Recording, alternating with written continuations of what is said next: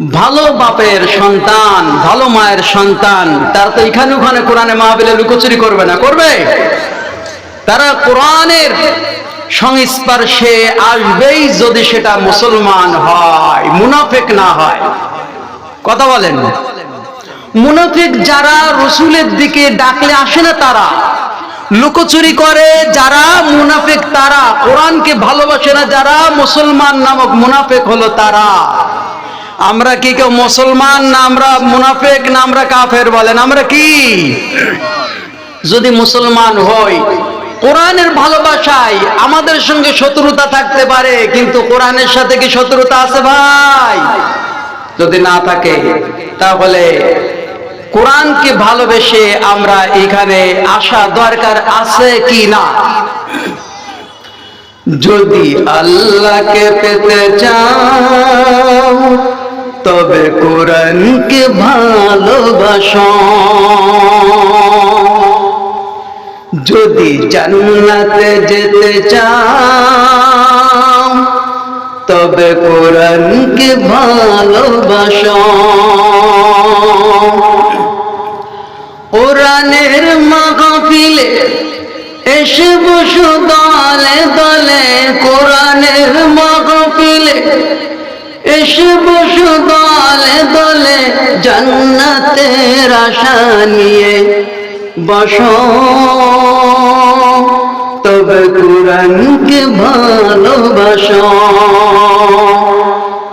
যদি আল্লাহকে পেতে চাও, যদি জান্নাতে যেতে চাও তবে কোরআনকে ভালোবাসো। আমরা জান্নাতে যেতে চাইলে বাড়ি বসে না কোরআনের মাহফিলে এসে? এই যে কোরআনের কথা বলা হচ্ছে, এত অ্যানাউন্স করা হলো, আর আমরা সাড়া দিলাম না, আল্লাহর কাছে কিন্তু জবাব দিতে হবে। বিশেষ করে এলাকাবাসী যারা বিশেষভাবে জবাব দিবে, তারা দূর থেকে এত বড় আলেমরা আসছেন কোরআনের কথা বলতে। এখানে যদি মমতাজের মতো একজন নর্তকীকে আনা হতো, মানুষ কি ধরতো? মুসলমান ধরতো? বলেন। কাফের আর হিন্দু খ্রিস্টান তো এলাকায় তেমন একটা পাওয়া যায় না, যায়, কিন্তু মুসলমানের সন্তান এ মাঠে বসার জায়গা দেওয়ার প্রয়োজন হতো না, দাঁড়াই দাঁড়াই প্রয়োজনে শুয়ে শুয়ে দেখতো। কিন্তু কোরআনের মাহফিল যখন বলা হলো, বাড়ি চার দোকানে তারা স্থগিত হয়ে গেল। আমি আলোচনার শুরুতেই আপনাদেরকে একটু বেশি কথা বলে ফেলেছি নাকি? আমি ইনশাআল্লাহ আপনাদের কষ্ট দিব না। অল্প সময় বাদ প্রধান বক্তা আসবে, তার আগে আমরা যে কথাগুলো বলবো সেটাও কিন্তু কোরআন হাদিসের অনুকূলে। এজন্য আমাদের কথাও শোনার দরকার আছে কিনা? আমাদের কথা না, কোরআন হাদিসের কথা। দুরূদ শরীফ পড়লে কি গুনাহ হয়? একবার দুরূদ পড়ে যে 10টা গুনাহ মাফ করে সে, বলুন সুবহানাল্লাহ। একবার দুরূদ পড়ে যে নবীর নামে 10টি রহমত পায় সে। একবার দুরূদ পড়ে যে আল্লাহ রাব্বুল আলামিন তাকে 10টি নেকি লাভ করায় দেন তাকে, বলুন সুবহানাল্লাহ। তাহলে দুরূদ পড়লে যদি লাভ হয়, আমরা কেন বসে আছি? এই মজলিসটা এমন লাভের একটি মজলিস। নবীজি বললেন, কদ্দিমু, ওরে আমার সাহাবীরা তোমরা একটু আগা এসো। নবীজি যখন প্রথমবার বললেন কদ্দিমু, সাহাবীরা যারা আগে আসলেন, বিশ্ব নবীজি বললেন যারা আগালো না, তাদের থেকে যারা আগালো তারা 300 বছর আগে জান্নাতে প্রবেশ করবে, বলেন সুবহানাল্লাহ। এরপরে নবীজি আবার বললেন কদ্দিমু, একটু আগে আগে ফাঁকা স্থানগুলো পূর্ণ করে বসো। নবীজি যখন আগে আসতে বললেন, সাহাবীরা তখন একটু আগে আসলেন, জায়গা নেই, তারপরে একটু নড়া নড়া দিলেন। নবীজি বললেন যারা একটু নড়া দেয়নি তাদের থেকে যারা নড়া দিয়েছে আমার এই কথা বলার পরে তারা 400 বছর আগে জান্নাতে প্রবেশ করবে, বলেন সুবহানাল্লাহ। তাহলে জান্নাতে একটু নড়া দিলেও এই মঞ্চে ময়দানে কি হবে? জান্নাতে যাওয়ার ফয়সালা হবে। আমরা কি জান্নাতে যেতে চাই? যদি জান্নাতে যেতে চাই বাড়ি শুয়ে শুয়ে আর চার দোকানে বসে বসে, নবীজি তৃতীয়বার বললেন কদ্দিমু, যেই বললেন মুটে আর জায়গা নাই, সাহাবীরা কি করলেন? একটু কোন রকম গা ঝাড়া দিলেন, নড়া নড়ার ভাব দিলেন। আল্লাহ নবীজি বললেন যারা নড়া দিল না আর যারা নড়া দিল এরা সমান নয়। কেমন সমান নয়?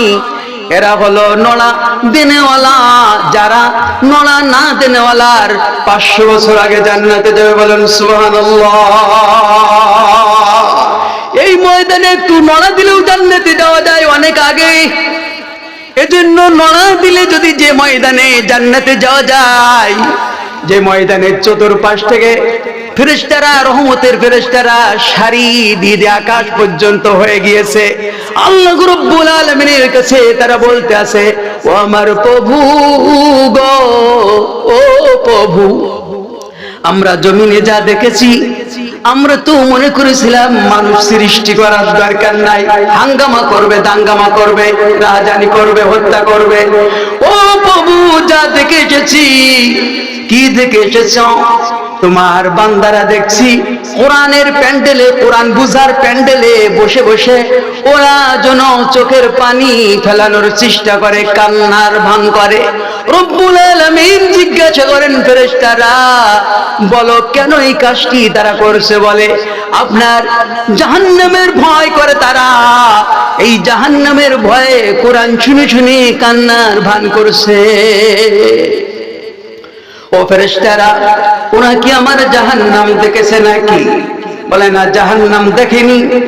তোমার হাবিব বলেছে, তোমার হাবিবের কাছ থেকে শুনেছে, তোমার কোরআন থেকে শুনেছে। রব্বুল আলামিনের কাছে বলেন, রব্বুল আলামিন তাদেরকে দেখি তোমার জন্য তারা তোমার ভালোবাসায় কোরআনের ময়দানে বসে আছে। তারা কি চাই? তারা তোমার কাছে মাপ চাই। ও আমার ফেরেশতারা, তারা কি আমি আল্লাহকে দেখেছে নাকি? বলে না, আপনাকে দেখি নাই। যদি আমাকে না দেখে তাহলে আমার ভালোবাসায় আমার কাছে মাপ পাওয়ার জন্য কেন তারা ওখানে এসে বসে জমায়েত হয়? চতুর পাখির মতো তারা কেমন যেন চেয়ে আছে, কারণটা? বলে রব্বুল আলামিন তোমার হাবিব বলেছেন তোমার পরিচয়ের কথা, তোমার ভয়ের কথা, তোমার আযাবের কথা, তোমার কথা বলেছে, তাই তোমাকে বিশ্বাস করে তোমার কোরআন শোনার ময়দানে বসে আছে। আল্লাহ রব্বুল আলামিনের কাছে ফেরেশতারা বলেন এই জন্য তারা বসে আছে অধীর আগ্রহে, তারা জান্নাত পেতে চায়। ও ফেরেশতারা, আমার জান্নাত কি তারা দেখেছে নাকি? প্রভু গো, তোমার জান্নাত তারা দেখে নাই, তবে তোমার জান্নাতের সুসংবাদ শুনেছে, নাজ নিয়ামতের কথা শুনেছে। এমন জান্নাত হবে যে জান্নাতের হুর যদি একটি দাঁতের হাসি দেয়, দাঁতের জিনিকে নিতে তোমার জিব্রাইল পর্যন্ত বেহুশ হয়ে হাজার হাজার বছর বেহুশি অজ্ঞান হয়ে থাকে। এই জান্নাতে যাওয়ার জন্য, এই জান্নাতে প্রবেশের জন্য অধীর আগ্রহে তারা কোরআন শোনে, কোরআন বোঝে, জান্নাতে যাওয়ার পথ তারা বাছাই করে। রব্বুল আলামিন বলে আমার জান্নাত কি তারা দেখেছে? ফেরেশতারা বলে জান্নাত তো আল্লাহ দেখে নাই, তোমার হাবিবের কাছ থেকে শুনেছে। যদি আমার জাহান্নাম দেখলো না, আমার বান্দারা আমার জান্নাত দেখলো না, জাহান্নাম দেখলো না, আমাকে দেখলো না, না দেখে আমার কোরআনকে ভালোবেসে, আমাকে ভালোবেসে ওরা এইভাবে যখন মাপ পাওয়ার উদ্দেশ্যে বসে আছে, আমি ঘোষণা দিয়ে দিলাম তাদেরকে মজলিস শেষ হওয়ার আগে আগে মাফ করে দিলাম, বলুন সুবহানাল্লাহ। এই জন্য মাপের ময়দান এখানে, যদি মাপ পেতে চান ময়দানে আসার প্রয়োজন আছে কিনা? এখানে ফেরেশতারা যে ক্যামেরা করছে, বাইরের লোকে কি উঠবে? চার দোকান আলাদের কি উঠবে? ঘরে বসে বসে শুয়ে থাকলে কি উঠবে? উঠবে না। আমি মূল আলোচনার দিকে চলে যাব। এজন্য আমরা কোরআনকে যদি ভালোবাসি, আমরা চলে আসি। আমরা যে মাদ্রাসার উদ্দেশ্যে এই মাহফিলটা পেলাম, বলেন মাদ্রাসায় পড়াটা ভালো না মন্দ? যদি হয় ভালো, তাহলে এমন প্রতিষ্ঠানে দিলে লাভ হবে কি? লাভ না হবে কি? আগে তো লাভ জানতে হবে। লাভ আগে জানতে হবে। মাদ্রাসার শিক্ষা এটা হলো দুনিয়ার লাভ, আখিরাতেও হবে লাভ, উভয় জগতে হবে লাভ। আল্লাহ রাব্বুল আলামিন কোন বান্দা বান্দিকে জিজ্ঞাসা করবেন না, ও আমার বান্দা বান্দি কবরে আইলি কেন ইংলিশ শিখেছিস না? কারো কাছে জিজ্ঞাসা করবে? কেন বাংলা শিখলি না জিজ্ঞাসা করবে? ভূগোল শিখলি না কেন জিজ্ঞাসা কোনদিন কোন বান্দা বান্দির করা হবে না। ইতিহাস শিখলি না কেন একথা বলা হবে না। বলা হবে কোরআন শিখলি না কেন? কোরআন শিক্ষা করা ছিল সকলের জন্য ফরজ। আমরা মনে করেছি অনেক আলেমরা আসবে, আলেমরা আর কি বলবে, অবহেলার পাত্র মনে করেছি। আল্লাহ নবীজি বলেছেন, কোন তোমরা পাঁচটা জিনিসের উপরে তোমাদেরকে ঠিক রাখতে হবে, আলিমান আও মুতাআল্লিমান আও মুস্তামিআন আর মুহিব্বান ফাতাখলিক। যদি পঞ্চম নম্বর চলে যাও, তাহলে তোমার ঠিকানা হবে জাহান্নাম, ধ্বংস ছাড়া আর কিছু নয়। পাঁচটা জিনিস কি? হয় তুমি আলেম হও, কি হও? আলেম হও। আলেম যদি তুমি না হতে পারো, কে বলছেন? নবীজি বলছেন তুমি আলেম হও। তোমাকে আলেম হতেই হবে। যদি আলেম না হতে পারো, তাহলে তুমি কি হবে? তুমি তালবে ইলম হও, আলেমের ছাত্র হও, অর্থাৎ মাদ্রাসার ছাত্র ছাত্রী হও। যদি মাদ্রাসার ছাত্রী আর ছাত্র না হতে পারো, তাহলে 3 নম্বর তুমি আলেমদের কথা শ্রবণ করো। আলেমদের কথা শ্রবণ করো। আমরা আলেমদের কথা শুনতে চাই না। আলেম কি শুনবো? থেকে কি আমি কম জানি না? আল্লাহ নবীজি বলেছেন, যারা আলেম না তারা তোমরা 3 নম্বর তোমাদের পন্থা আমি বলে দিলাম, আলেমদের কথা শ্রবণকারী হও। তাও যদি তোমার সময় সুযোগে না মিলাতে পারো কোনোভাবে, তাহলে 4 নম্বর হবে আলেমদের মহব্বতকারী হয়ে যাও। আলেমদের মহব্বতকারী 4 নম্বরে যদি না হতে পারো, ফাতাহলিক 5ম নম্বর যদি তুমি হয়ে যাও, ধ্বংস হয়ে যাবা। অনেক লোক আছে আলেম ভালোবাসে না, মৌলানা ভালোবাসে না, হাফেজ ভালোবাসে না, আছে কি নাই বলেন? ওটা দেখবেন আপনার ঘরেও আছে। যদি থেকে থাকে, আল্লাহর নবী বলেছেন ও ধ্বংস হয়ে গেছে, ও হালাক হয়ে গেছে, জাহান্নাম ছাড়া আর কোন রাস্তা তার জন্য খোলা নাই। একটা ঘটনা বলি, আলেমকে ভালোবাসা মানে নবীকে ভালোবাসা। আলেমকে অবমূল্যায়ন করা মানে নবীদেরকে অবমূল্যায়ন করা। আমি 3টে বিষয়ের উপরে আলোচনা করব। একটা হলো মাদ্রাসা সম্পর্কে, আর 2য় নম্বর আলোচনা করব মাতা পিতা সম্পর্কে, 3য় আপনাদেরকে আমি রুটিন দিয়ে দিই 3য় সম্পর্কে গুনাহ কিভাবে মাফ করাতে হবে। 3টে বিষয়ের উপরে অল্প সময় আলোচনা করব। খুব মনের কান দিয়ে শুনুন বাবাজি মায়েরা, উপকার অবশ্যই করে এখান থেকে নামবো যদি মনের কান দিয়ে শোনেন।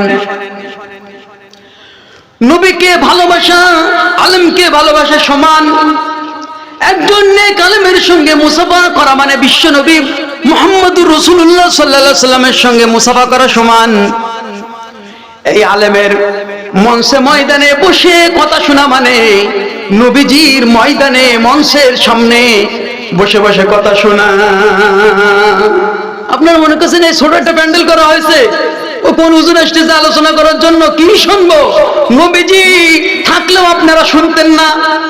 যারা আসছেন না, গ্যারান্টি দিয়ে দিলাম, বিশ্ব নবী যদি এই জামানায় আসতেন, এই লোকগুলো এই ময়দানে কোরআন শুনতে আসতেন না। কারণ যারা আলেম বিদ্বেষী তারা নবীও বিদ্বেষী, একটু পরে প্রমাণ দিব। যারা আলেমদের কথা শুনতে চায় না এরা নবীদের কথাও শুনতে চায় না। যারা আলেমদের দুশমন এরা নবী রাসূলদের দুশমন। প্রমাণ দিয়ে তারপরে নামবো, অল্প কথায় প্রমাণ দিব। কারণ সাবজেক্ট কয়টা বলেন? 3টা। এই জন্য অল্প কথাই বলবো, বোঝেন। হযরত আসিয়া নামটা কি জানেন? মিশরের প্রেসিডেন্ট ছিলেন ফেরাউন, তার স্ত্রী ছিল আসিয়া। মুসা নবীর যখন ওই নদের ভিতরে পেয়ে গেলেন, তখন মুসা আলাইহিস সালামের ব্যাপারে আসিয়া বলেছিলেন আমার খুব ভালো লাগে, বলছিলেন কিনা? আর ফেরাউন বলেছিল আমার ভালো লাগে না। এই কথা বলার সঙ্গে সঙ্গে আল্লাহ রাব্বুল আলামিন রেকর্ড করে রাখলেন আর বললেন আমার নবীকে ভালো লাগে।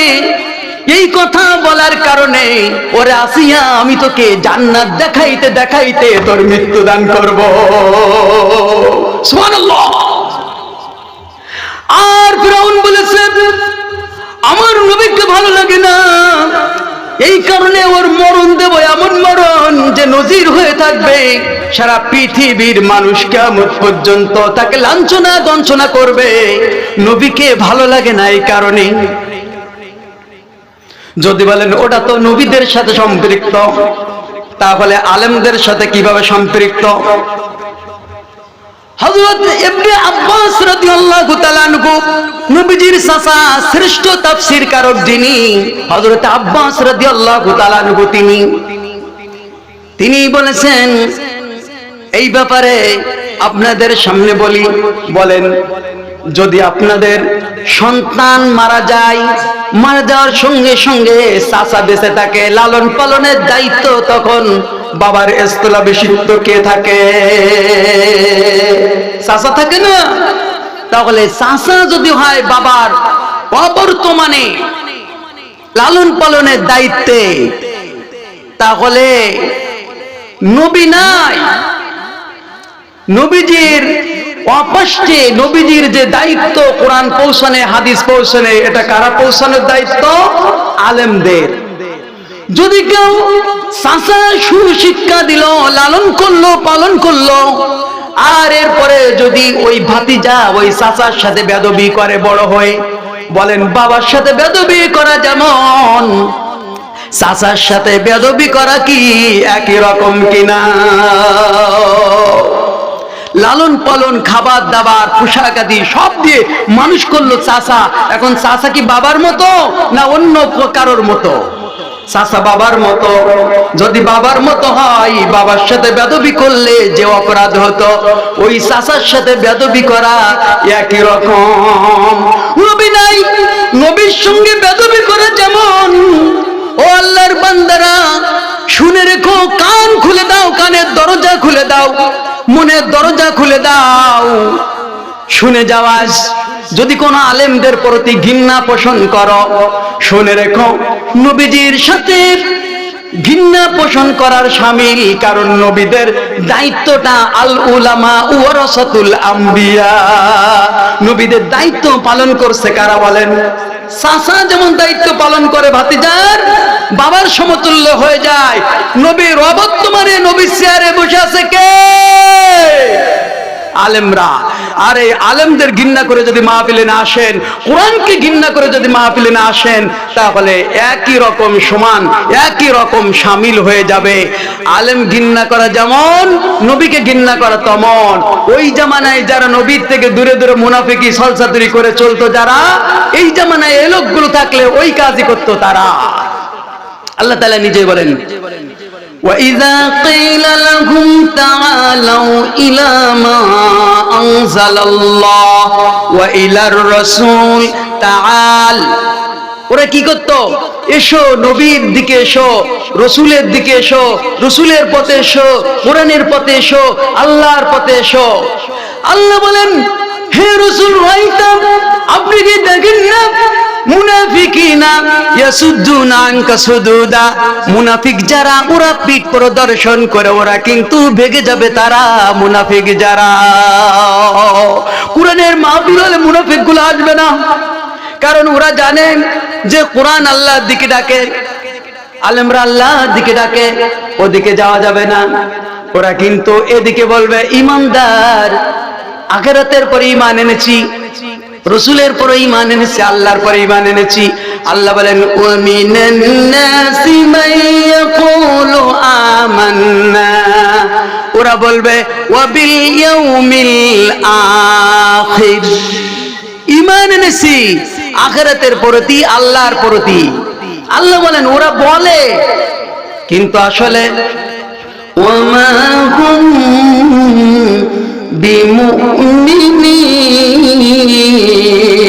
বিমুমিনিন, ওরা আসলে ওরা ঈমানদার না। ওরা বলবে আখিরাতের প্রতি আমার ঈমান আছে, আল্লাহর পর ঈমান আছে, রসুলের পর ঈমান আছে। আল্লাহ বলেন ওরা কিন্তু আসলে প্রকৃত ঈমানদার না। এই কোরআনের শিক্ষা যদি আপনি আমি গ্রহণ করি, লাভটা কি হবে? একটু কবরের লাভের কথা বলবো। হযরত মুসা আলাইহিস সালামের একটা ঘটনা বলি তাফসীরে কাবীর থেকে। ইমাম ফখরুদ্দিন রাজি তাফসীরে কাবীরের ভিতরে উল্লেখ করেছেন, হযরত মুসা আলাইহিস সালাম এক কবরবাসীর পাশ দিয়ে যাচ্ছেন। কোন দিক দিয়ে যাচ্ছেন? কবরবাসীর পাশ দিয়ে যাচ্ছেন। দেখতে পান কবরের ভিতরে শাস্তি হচ্ছে, আযাব হচ্ছে। বলেন সাধারণ মানুষ যারা, আল্লাহ তাদের দেখাবে না, কারণ দেখালে আমরা কবরে কি কাউকে আর রাখবো না। এত কঠিন শাস্তি, কবরের শাস্তি। এর জন্য নবীদেরকে দেখান কিসের জন্য? নবীরা যাতে উম্মতদেরকে জানাতে পারে, সেই জন্য নবীদেরকে দেখান। হযরত মুসা আলাইহিস সালাম কবরে পাশ দিয়ে যাচ্ছেন। কবরের ভিতরে কি হচ্ছে? আপনারা বলেন কি হচ্ছে? শাস্তি হচ্ছে, আযাব হচ্ছে। মুসা আলাইহিস সালাম আবার আসার পথে দেখতে পাই ওই কবরের ভিতরে শাস্তি বন্ধ হয়ে গেছে। আল্লাহু আকবার। যে কবরে শাস্তি হয় ওই কবরে পক্ষান্তরে দেখে শাস্তি বন্ধ হয়ে গেছে। তাহলে কারণটা কি?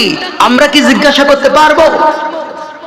হযরত মুসা আলাইহিস সালাম তিনি কবরবাসীকে প্রশ্ন করলেন, ও হে কবরবাসী, তোমার একটু আগে দেখলাম তোমার কবরের ভিতরে শাস্তি, এই মাত্র আমি আবার ফিরে এসে দেখলাম তোমার কবরে শাস্তি নাই, আযাব মুক্ত হয়ে গেছে, কারণটা কি?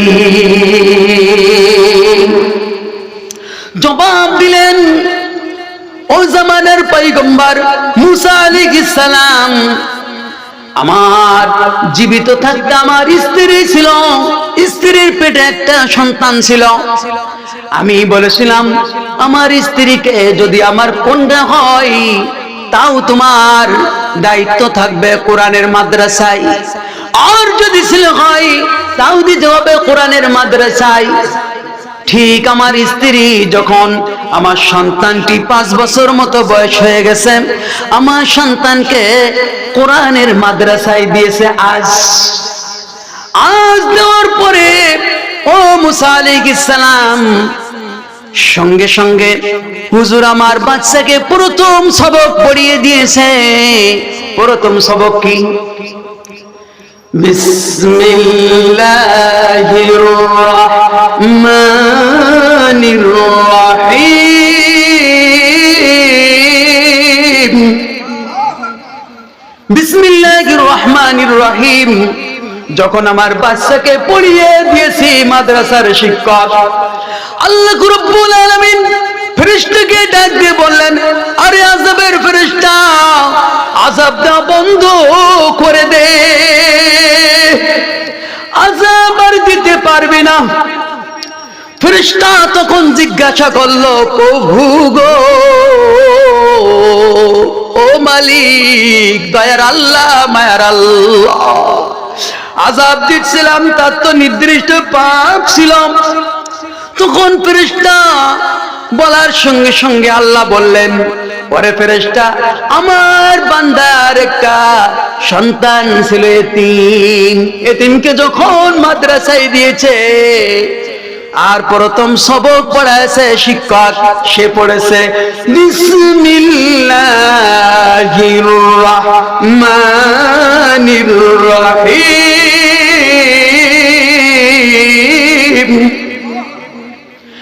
বিসমিল্লাহর ভিতরে রহমান আর রহিম এই দুই শব্দ যখন পড়েছে, আমি আল্লাহ সহ্য করতে পারি নাই।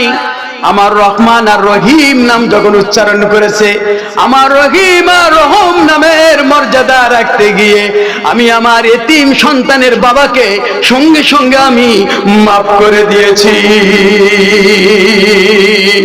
এই জন্য মাদ্রাসাতে দেওয়ার দরকার আছে কিনা? মাদ্রাসায় দেওয়ার দরকার আছে কিনা?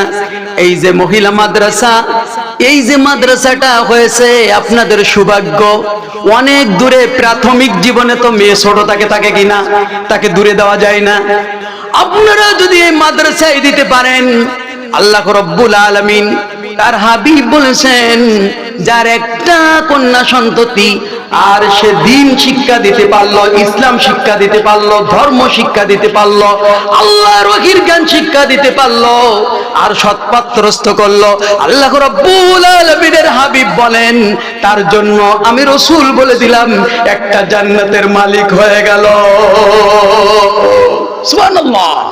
এই জন্য মেয়ে আমি ল পাস করালাম, চাকরি করালাম, ডাক্তার ইঞ্জিনিয়ার বানালাম, নামাজ রোজা নেই, আল্লাহর পথ নেই, দিলেন একটা বেনামাজির হাতে, যে যেমন হয় সেই পাত্রী কিন্তু তেমন পাত্র খুঁজে নেই।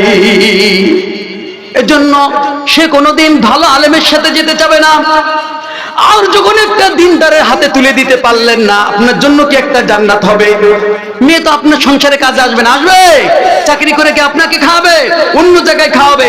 তা আপনি একটা জান্নাত না নিয়ে আপনি জাহান্নামের পথে আপনার মেয়েকে ঠেলে দিয়ে একটা জাহান্নাম হাসিল কেন করবেন? নবীজি বললেন, যার দুইটা মেয়ে, সে যদি এইভাবে দিন শিখায়, এলেম শিখায় আর সৎপথ্যস্ত করতে পারে, আমি নবীজি বলে দিলাম তার জন্য দুইটা জান্নাত। আর যদি তিনটা মেয়ে হয়ে যায়, তিনটা মেয়েকে দিন শিক্ষা দিতে পারে, আল্লাহর ওহীর জ্ঞান শিক্ষা দিতে পারে আর সৎ পাত্রস্থ করতে পারে, আমি নবীজি আর তার জান্নাত হবে পাশাপাশি। বলেন সুবহানাল্লাহ। নবীজিকে দেখতে পারবেন আপনার জান্নাত থেকে। এই জন্য যারা মেয়ের বাপ, হতাশা হবেন না, সব দিনের পথে দিয়ে দিন, সব ইসলামের পথে, কোরআনের পথে, কোরআনের মাদ্রাসায় দিয়ে দিন। আমি আজকে উদাত্ত আহ্বান জানাবো, আপনাদের এখানে একটা কওমি মাদ্রাসা হওয়া মানে আপনাদের জীবন ধন্য হয়ে গেছে। যারা মেয়ের বাবা, এখানে দিলে সৎপথ্যস্ত অবশ্যই হয়ে যাবে, জান্নাতের মালিক হয়ে যাবেন। এজন্য আপনাদের কাছে উদাত্ত আহ্বান থাকবে, যাদের মেয়ে আছে আমরা এই মাদ্রাসার দিকে দেব। আমাদের কবিতাটা যদি এমন হতো যে ওই দেখা যায় তাল গাছ, ওই আমাদের গা, এমন না হয়, আমাদের পড়াটা যদি এরকম হতো, ওই দেখা যায় কবরস্থান, ওই আমাদের ঘর, ওইখানেতে থাকতে হবে সারা জনম ভর। কি সারা জনম ভর থাকতে হবে না? কবিতা তো উল্টাই দেওয়া যায়, কিন্তু আমাদের যে কবিতা পড়ায় স্কুলে বিভিন্ন জায়গায়, এগুলো কি পড়া যায়? ওই দেখা যায় কবরস্থান, ওই আমাদের ঘর, ওইখানেতে থাকতে হবে সারা জনম ভর। ও কবর তুই চাস কি, টাকা পয়সা ঘুষ নেস কি? কবর কি বলতেছে?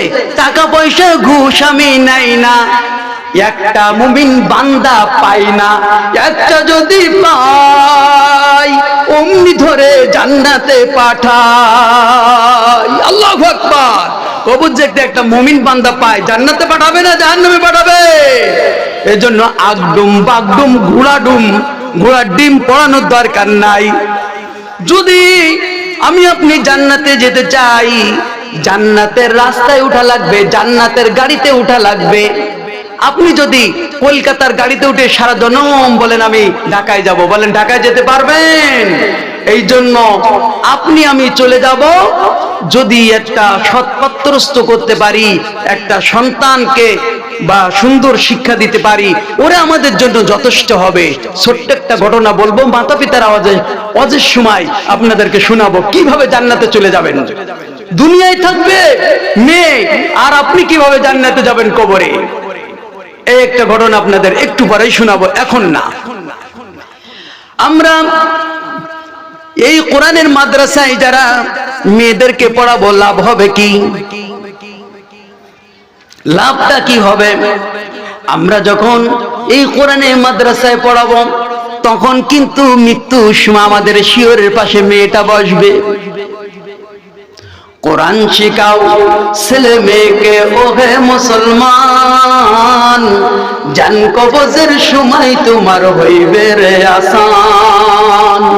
কোরআন শিখাও ছেলে মেয়েকে, ওহে মুসলমান, জান কবজের সময় তোমার হইবে রে আসান। কিভাবে আসান হবে? মেয়েটা আপনার পাশে এসে কোরআন পড়বে, পড়বে কিনা বলেন? মৃত্যু হবে আপনার পাশে, ইয়াসিন সূরা পড়বে, আপনার জান কবজের আসান হয়ে যাবে। এই জন্য ছেলে মেয়েকে কোরআন শিক্ষা দিতেই হবে। আমরা নিজেরা তো শিক্ষা করতে পারলাম না, সন্তান সন্ততিদেরকে কোরআন শিক্ষা আমরা বাধ্যতামূলক করবো ইনশাআল্লাহ তাআলা। আমাদের মাতা আছে কার কার? মাতা পিতা আছে কার কার? হাত উঁচু করি। মাতা পিতা আছে কার কার? এই কজনে আছে, বাকি জনের নাই। এবার দেখি কার কার নাই মাতা পিতা। উভয় জন বা একজন নাই, তার ভিতরে আমার একজন নাই। আল্লাহ রাব্বুল আলামিন বলেন, وَوَصَّيْنَا الْإِنسَانَ بِوَالِدَيْهِ إِحْسَانًا। तमाम বিশ্বের মানব মণ্ডলীকে আমি নির্দেশ দিচ্ছি, মাতা পিতাকে ইহসান করতে হবে। মাতা পিতাকে ইহসান করা তোমাদের উপর ফরজ। ইহসান কি জিনিস আগে বুঝতে হবে। আমার মা আজকে এখানে ওয়াজ শুনতে এসেছে, আমি তো পাপী, আমি কতটা করতে পারছি না, তারপরেও আপনাদের যদি বলি আমার হয়তো সংশোধন ততটুক হয়ে যাবে যতটুক বাকি আছে। প্রিয় বন্ধুগণ, তিনটি বিষয়, একটা হলো জুলুম, একটা হলো ইনসাফ, আর একটা হলো ইহসান। আল্লাহ কি করতে বলেছে? জুলুম তো করবি না, করবি না মাতা পিতার সাথে, আর ইনসাফও করবি না। কি করবি না? ইনসাফও করবি না। কি করতে হবে? ইহসান করতে হবে। ইহসান, ইহসানটা কি? আচ্ছা, আপনাদের এখান থেকে মনিরামপুর বাজারে যেতে কয় টাকা ভাড়া লাগে? 10 টাকা। আপনি যদি রিকশাওয়ালাকে, ভ্যানওয়ালাকে 10 টাকা যদি না দিয়ে 9 টাকা দেন, তার নাম হবে কি? জুলুম। এটা কি? এটা কি? মনে বলে জুলুম করিস না। কামলা নিছেন 300 টাকা, সেখান থেকে আপনি 299 টাকা দিলেন, ওর পরে জুলুম করেছেন। এই জুলুমটা কি? করা যাবে না। আর একটা জিনিস বুঝতে হবে, ইনসাফ। 300 টাকা কামলা নিয়েছেন, 300 টাকায় দিয়েছেন, এটা কি কি বলা হয়? ইনসাফ। এখান থেকে বাজারে যেতে 10 টাকা ভাড়া আপনি 10 টাকায় দিয়েছেন, তারপর দিয়ে ইনসাফ করেছেন। আল্লাহ বলছেন ইনসাফও করা যাবে না, জুলুম তো করাই যাবে না। কি করতে হবে? ইহসানা।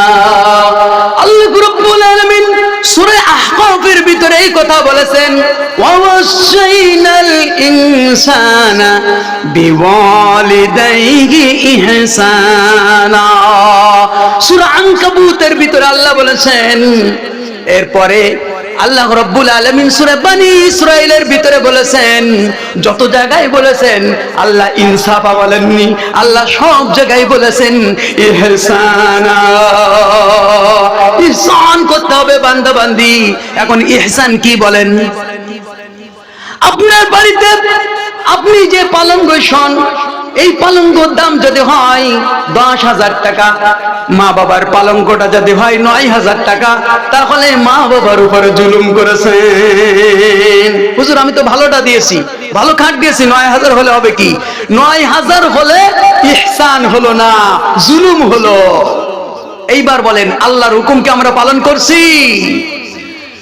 মার কাটতে হবে 10,000 টাকা, নিজের কাটটা হবে, নিজের পালঙ্গটা হবে কয় হাজার টাকার বলেন?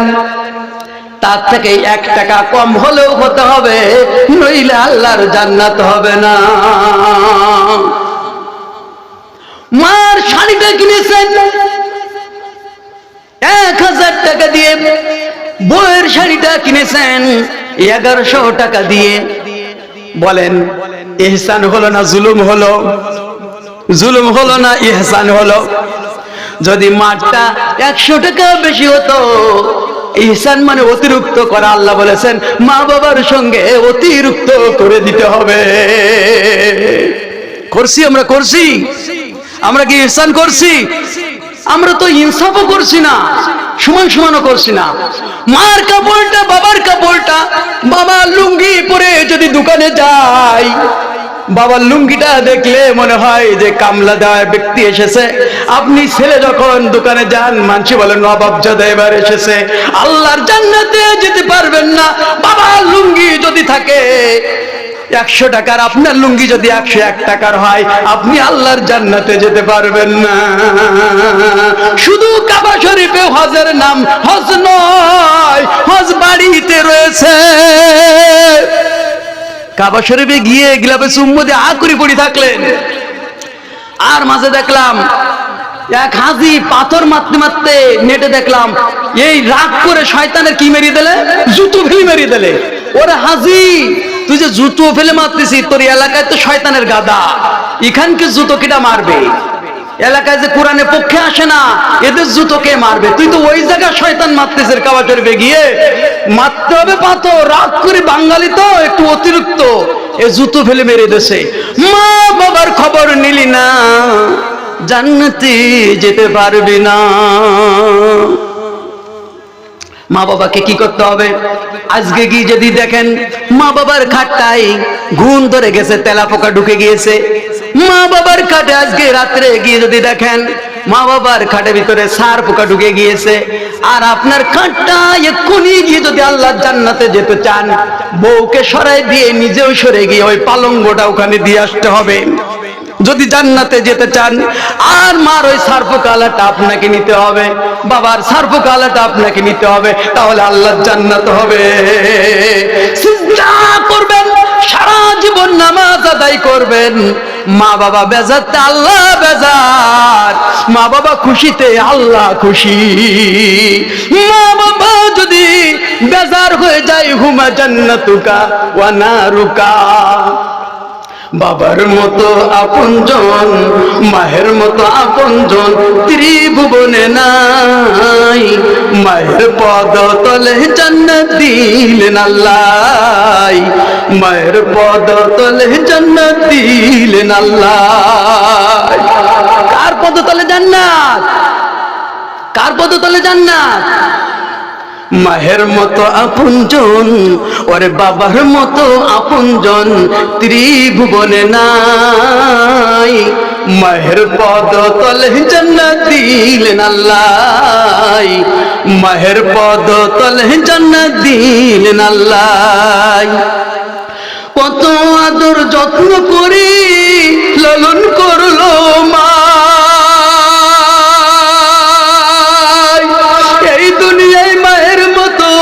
আপন কেহ নাই রে, আপন কেহ নাই। ও তোর দনু জাহান আসান হবে, ও তোর উবাই জাহান আসান হবে মাহের সেবাই। মায়ের পদ তলে জান্নাত দিলেন আল্লাহ, মায়ের পদ তলে জান্নাত দিলেন আল্লাহ। মায়ের পায়ের তলে জান্নাত রয়েছে আপনার।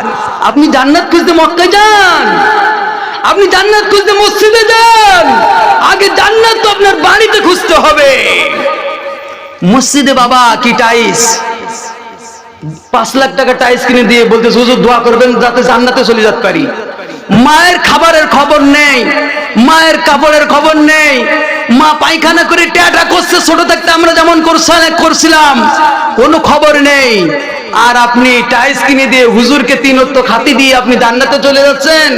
আপনি যদি কাবার ইমাম হন, শ্রেষ্ঠ বক্তা হন, মুফাসসির হন, কোরআনের হাফেজ হন, আলেম হতে পারেন, মুফতি হতে পারেন, মুহাদ্দিস হতে পারেন, মা বাবা যদি অসন্তুষ্ট থাকে একজন, আপনার জান্নাত হবে না।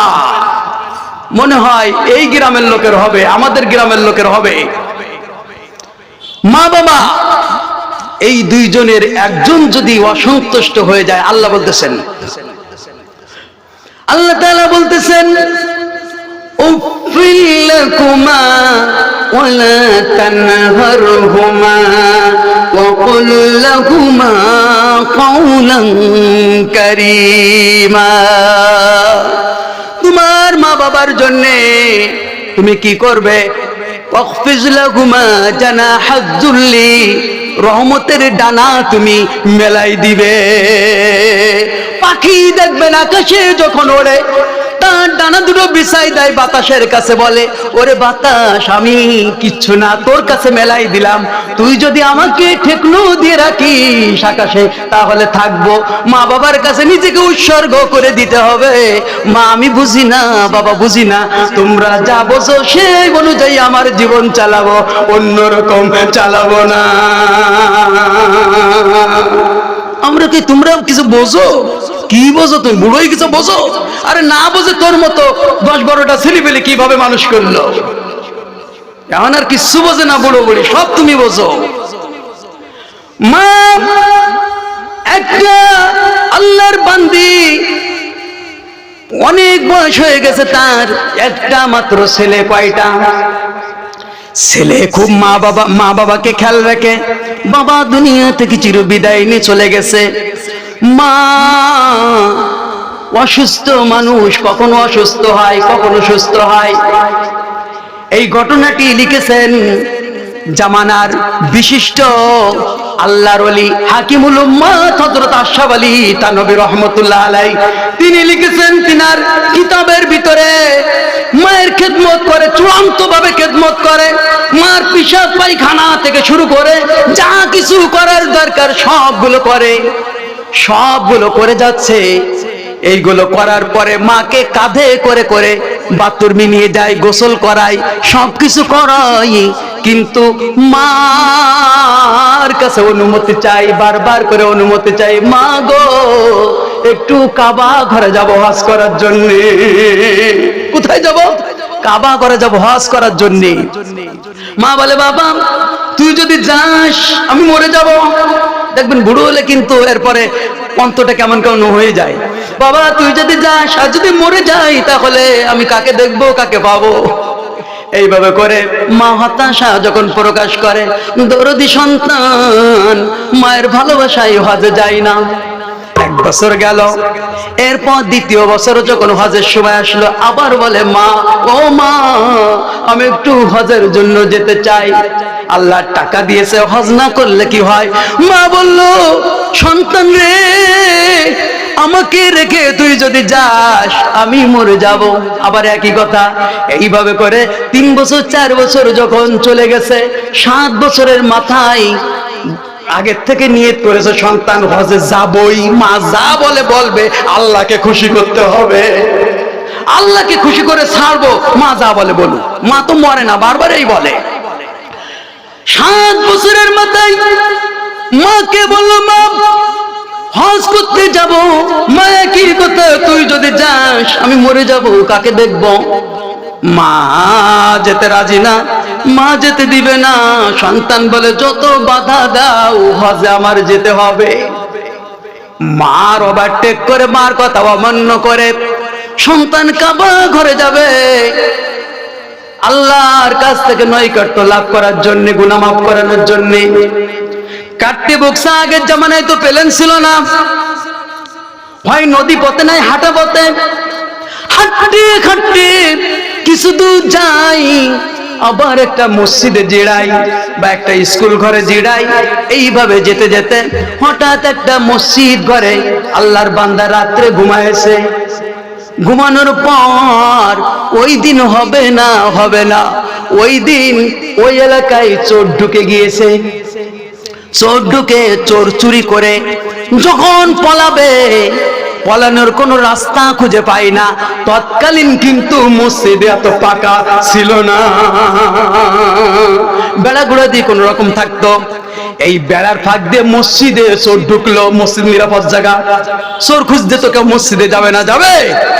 এজন্য বেড়া ফাঁক করে যখন ঢুকলো ওই মসজিদের ভিতরে দেখে আল্লাহ তুমি রক্ষা করার মালিক, দেখে আমার মতো আরেকজন শুয়ে আছে কম্বল মুড়ি দিয়ে। চিন্তা করলো এই কম্বল মুড়ি দেয়া ব্যক্তির পাশে যদি আমার সামানা থুই আমি দৌড়াই, চোর খুঁজতে এসে একেই ধরবে, আমাকে ছেড়ে দিবে, আমার কেউ দাবড়াবে না। এই পন্থা নিয়ে এই হাজির পাশে কিন্তু চোরের সব মালামাল রেখে, গাট্টে বক্সা রেখে চোর কিন্তু আর এক বেড়ার ফাঁক দিয়ে ও পাশে চলে গেছে। মানুষ বলল চোর তো গেছে, এই যে মসজিদের ভিতরে চোর তো অন্য জায়গাতে যায়নি, যাওয়ার কোনো জায়গা নাই, মসজিদে সবাই ঢোকো। দল বেঁধে মসজিদে যখন ঢুকে গেল, মসজিদের ভিতরে ঢোকার সঙ্গে সঙ্গে দেখে এই তো চোর পাশে মাল সামানা রেখে ঘুমের ভান ধরে শুয়ে আছে। কিন্তু আসলে কি, আসলে কি হাজী সাহেব ঘুমাইছে। লোকজন সব তিনি হিসড়ে তাকে উঠালো, কয় আমাকে ডাকছো কেন? বলে চুরি করে এখন ঘুমের ভান ধরা, দেখাচ্ছি মজা। হলো ভয়তে ভয়তে খুললেন, বলে এই তো আমাদের বাড়ির যে মালগুলো সব তো এই মালগুলোই তো আমাদের, তুমি তো চোর, ভান ধরেছ, কোনো ভান ধরা হবে না। মানুষ গণপিটানি দিল, মরে যাবে। এলাকার মাতব্বার বললে একটু বাঁচায় রাখো, আগামী দিন বিচার হবে। পরদিন সকালে অ্যালাউন্স করা হলো, হাত মাইকে বলা হলো সবাই চলে এসো, চোরের বিচার হবে। চুরি তো করলে এক অপরাধ, আবার মসজিদে গিয়ে ঘুমালো আর এক অপরাধ, চোরের মাল নিয়ে গেল মসজিদে রাখলো আর এক অপরাধ। বিচার হবে, কড়া বিচার। কি বিচার হবে? মাতব্বার বলে দিল জুতোর মালা সব পরাও, সুন্দর করে মালা গাঁথো। জুতোর মালা দেওয়া হলো। আর হ্যান্ড মাইকে তোমরা বাজার ঘাটে এলাকায় গ্রামে গ্রামে ঘোরাবার বলো, মসজিদের চোর ধরা পড়েছে, জীবনে কেউ যেন চুরি করে মসজিদে আর না ওঠে। আল্লাহর বান্দা তখন হাত মাইক হ্যান্ড মাইকটা ঘুরে ঘুরে লজ্জিত হয়ে কেড়ে নিলেন, কারণ সম্ভ্রান্ত বংশের। আবার হজে যাচ্ছেন, কার কথা কে শোনে? মাইকটা নিয়ে বললেন এটা হলো মায়ের কথা অমান্য করার শাস্তি।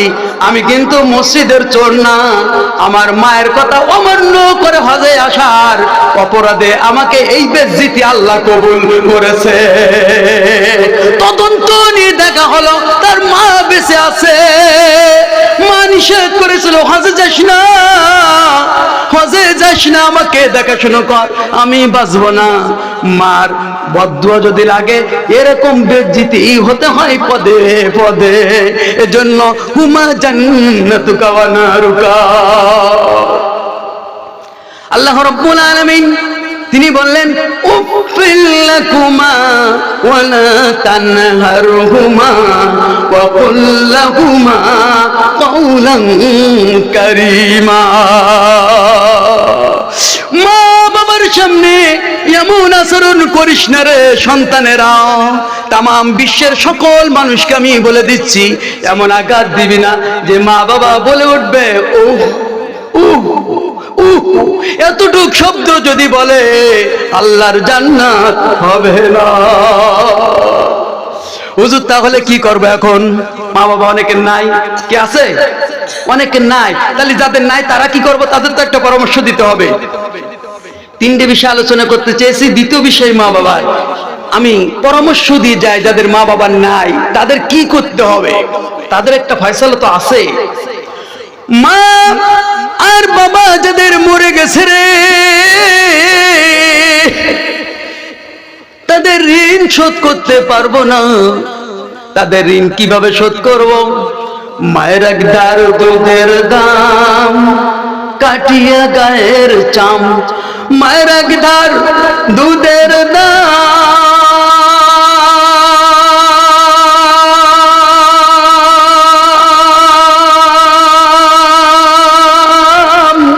ওরে কাটিয়া গায়ের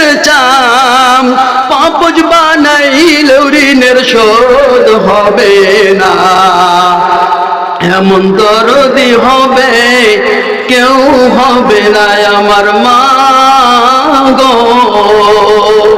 মায়ের একদার দুধের দাম কাটিয়া গায়ের চাম, পাপোশ বানাইলেও ঋণের শোধ হবে না, এমন দরদি হবে কেউ হবে না আমার মা মা গো।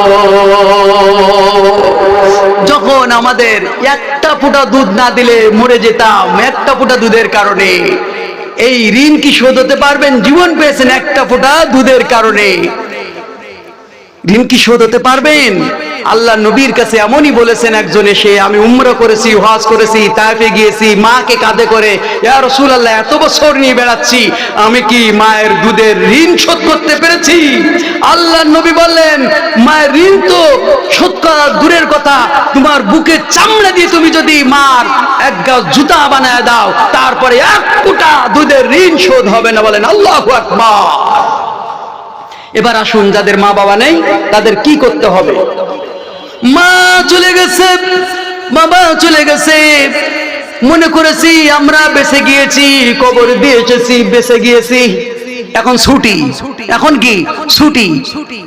যারা জ্ঞানবান আলেম, সাধারণ পাবলিক, সব মানুষ মনে করি মা বাবা চলে গেছে, আমার সব কি শেষ হয়ে গেছে, এখন ছুটি, হাত গোটায় বসে থাকলে আমার হয়ে গেল। না, মা বাবা বেঁচে থাকতে 7টি হক রয়েছে, আর মরে যাওয়ার পরে আমার যতদিন মৃত্যু না হয় ততদিন পর্যন্ত আমার প্রতি মা বাবার হক রয়েছে। কি রয়েছে? হক রয়েছে। 1 নম্বর হক কি? 1 নম্বর হক হলো, মা বাবা মরে যাওয়ার পরে যদি কোনো ওসিয়াত করে যায় যে আমার এই কাজটা পূরণ করে দিবা, অমুক কাজটা পূরণ করে দিবা, এমন যদি ওসিয়াত করে যায়, তাহলে সেই ওসিয়াত মানা ওয়াজিব। যদি বলে আমার অমুক জায়গায় একটা মাদ্রাসার অমুক কাজটা করে দিবা, মসজিদের অমুক কাজটা করে দিবা, অমুক জায়গায় একটা টিউবওয়েল বসায় দিবা, অমুক জায়গায় মানুষের ছায়াদার একটা গাছ তৈরি করে দিবা, এমন যদি ওসিয়াত করে যায়, ওসিয়াত সন্তানের পূরণ করা কি ওয়াজিব। এবার আসুন 2 নম্বর, আল্লাহ কিন্তু কোরআনে বলেছে আউসা বিহা উদাইন, ওসিয়াত করার ব্যাপারে। ওসিয়াত করে যেটা যাবে মা বাবা, ওগুলো সন্তানকে পূরণ কেন করতে হবে? আমরা বলেছি বাবা একটা ব্যাগ লাগবে, স্কুলে যাব, বাবা আমাদের অসহায়ত্বের সময় কিনেছে কিনা বলেন? বলেছি বাবা একটা গামছা লাগবে, মা বাবা নিয়ে আপনাকে দিয়েছে কিনা? মৃত্যুর পরে এরকম আমরা যেমন মা বাবার কাছ থেকে পূরণ করে নিয়েছি, মৃত্যুর পরে মা বাবার ওসিয়াত এভাবে পূরণ করে দিতে হবে। 2 নম্বর হলো, মা বাবা যদি ঋণ থাকে, ঋণ কারো কাছে পাওনা করে যায়, তাহলে ঋণ পূর্ণ করা সন্তানের উপর ওয়াজিব। কারণ মানুষকে আল্লাহ অনেক গুনাহ মাফ করবেন, তবে ঋণের গুনাহ মাফ করবেন না। ঋণের গুনাহ মাফ করবেন না কেন? হক আমরা বলি আল্লাহ গফুরুর রহিম, আল্লাহ রহমানুর রহিম, আল্লাহ দয়ার সাগর, সব মাফ করে দিবেন, কিন্তু আল্লাহ একটা মাফ করার অপশন আছে। কি আছে? মাফ করার অপশন আছে। সে অপশনের ভিতরে নামাজ পড়লেন না, আল্লাহ মাফ করে দিতে পারে, হজ করলেন না, মাফ করলে করে দিতে পারে, কিন্তু বান্দার হক যদি নষ্ট করেন তাহলে আল্লাহ কিন্তু মাফ করবেন না। এই জন্য মা বাবা যদি ঋণ করে যায়, ওইগুলো মাফ করাই দিতে হবে সন্তানদেরকে। তাহলে 2 নম্বর হক সন্তানের উপরে কি? মৃত্যুর পরে মা বাবা যদি কোনো ঋণ থেকে থাকে, এই ঋণগুলো সন্তান সন্ততি মুক্ত করে দিতে হবে। 3 নম্বর হলো, মা বাবার জন্য দোয়া করতে হবে। কি করতে হবে? দোয়া করতে হবে। আমরা কি করি? আমরা দোয়া করি না। এমন একদিন যেন না চলে যায় যেদিন মা বাবার জন্য দোয়া করি নাই। আল্লাহ নিজে বলেছেন ওয়াখফিজ লাহুমা জানাহাদ যুল্লি মিনার রাহমা ওয়া কুর রাব্বিরহামহুমা কামা রাব্বায়ানি সগীরা। সবাই বলেন রাব্বিরহামহুমা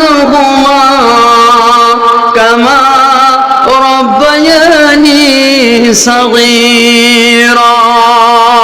আয় আল্লাহ তাআলা, আমার অসুখের সময় আমার মা বাবা যেভাবে আমাকে স্নেহের কোলে লালন পালন করেছে, আয় আল্লাহ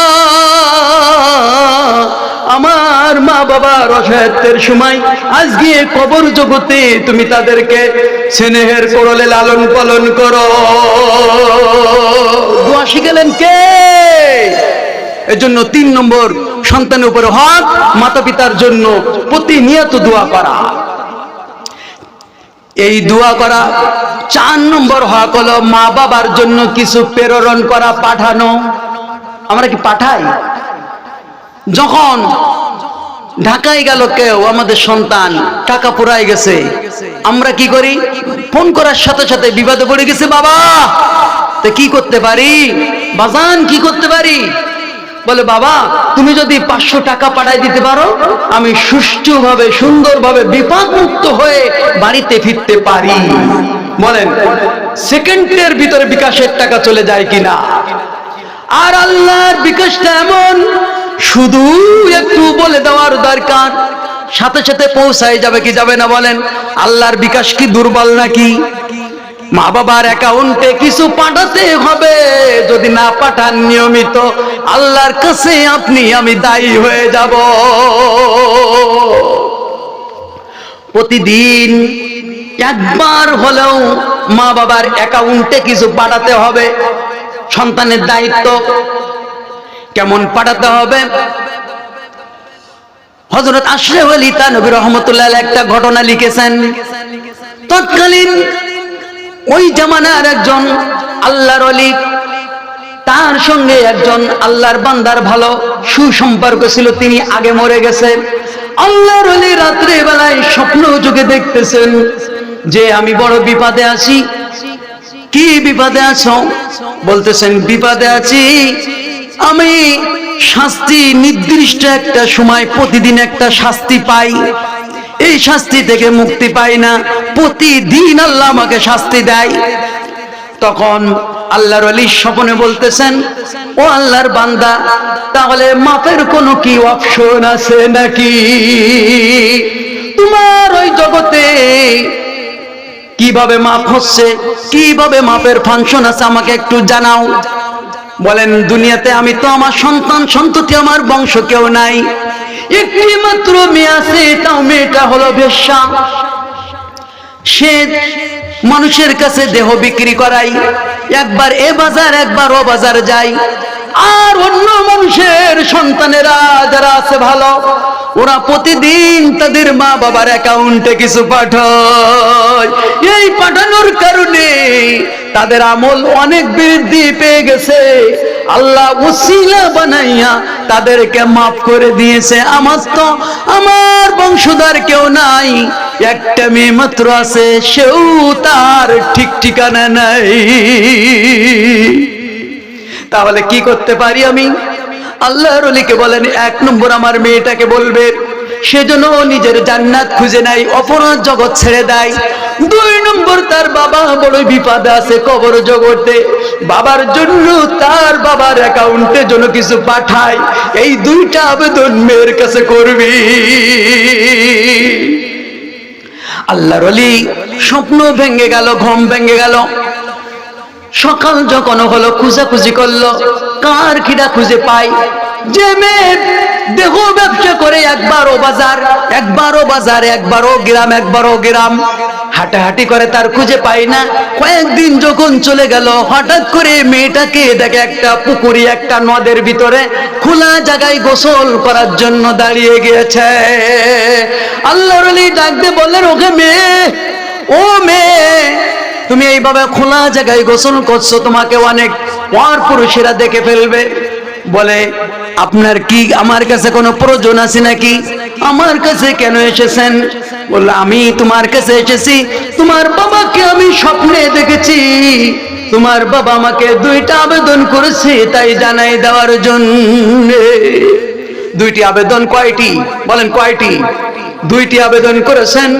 একটা হলো তুমি তোমার জান্নাত খুঁজে নাও, অপরাধ জগৎ ছেড়ে দাও। 2 নম্বর হলো তোমার কাজ হবে, তোমার বাবা বড় সমস্যার ভিতরে আছে, গুনাহ মাফ করাই কবর জগতে যেতে পারি নাই, যদি কিছু আমল যদি তোমার বাবার অ্যাকাউন্টে পাঠাইতে পারো তোমার বাবা মাফ পেতে পারে। মেয়েটি তখন বুড়ো কুঞ্চিত করে জবাব দিল, কি বা পাঠাবো তার জন্য? এই বলে ওখান থেকে পুকুর থেকে এক খামসা পানি, এইভাবে এক মুষ্টি পানি ডাঙ্গার দিকে চিলে মারল আর বলল বাবার জন্য দিলাম। হলো আল্লাহর ওলি বড় কষ্ট পেল, বড় ব্যথা পেয়ে গেল আর বলল আহারে, বাবার কষ্টের কথা শুনে পুরুষ মানুষ পর্যন্ত কাঁদে। আর আল্লাহ তুমি এমন রমণী পৃথিবীতে শ্রেষ্ঠ করেছো, তাও আবার মেয়ে। মেয়েরা বাবার কথা শুনলে কেঁদে দেয়, মন নরম হয়ে যায়। আর কি মেয়েকে পেলাম, সে তো এইভাবে বাবার জন্য তাচ্ছিল্য করে বাপকে দিলাম বলে এক খামসি পানি মেরে দিল ডাঙ্গায়। আল্লাহ এমন মানুষ পৃথিবীতে আছে জানা নাই।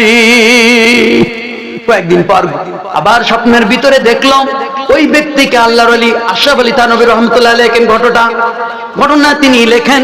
কয়েকদিন পর আবার স্বপ্ন যোগে দেখেন ওই আল্লাহর বান্দার কবর জগতের আযাব মুক্ত হয়ে গেছে।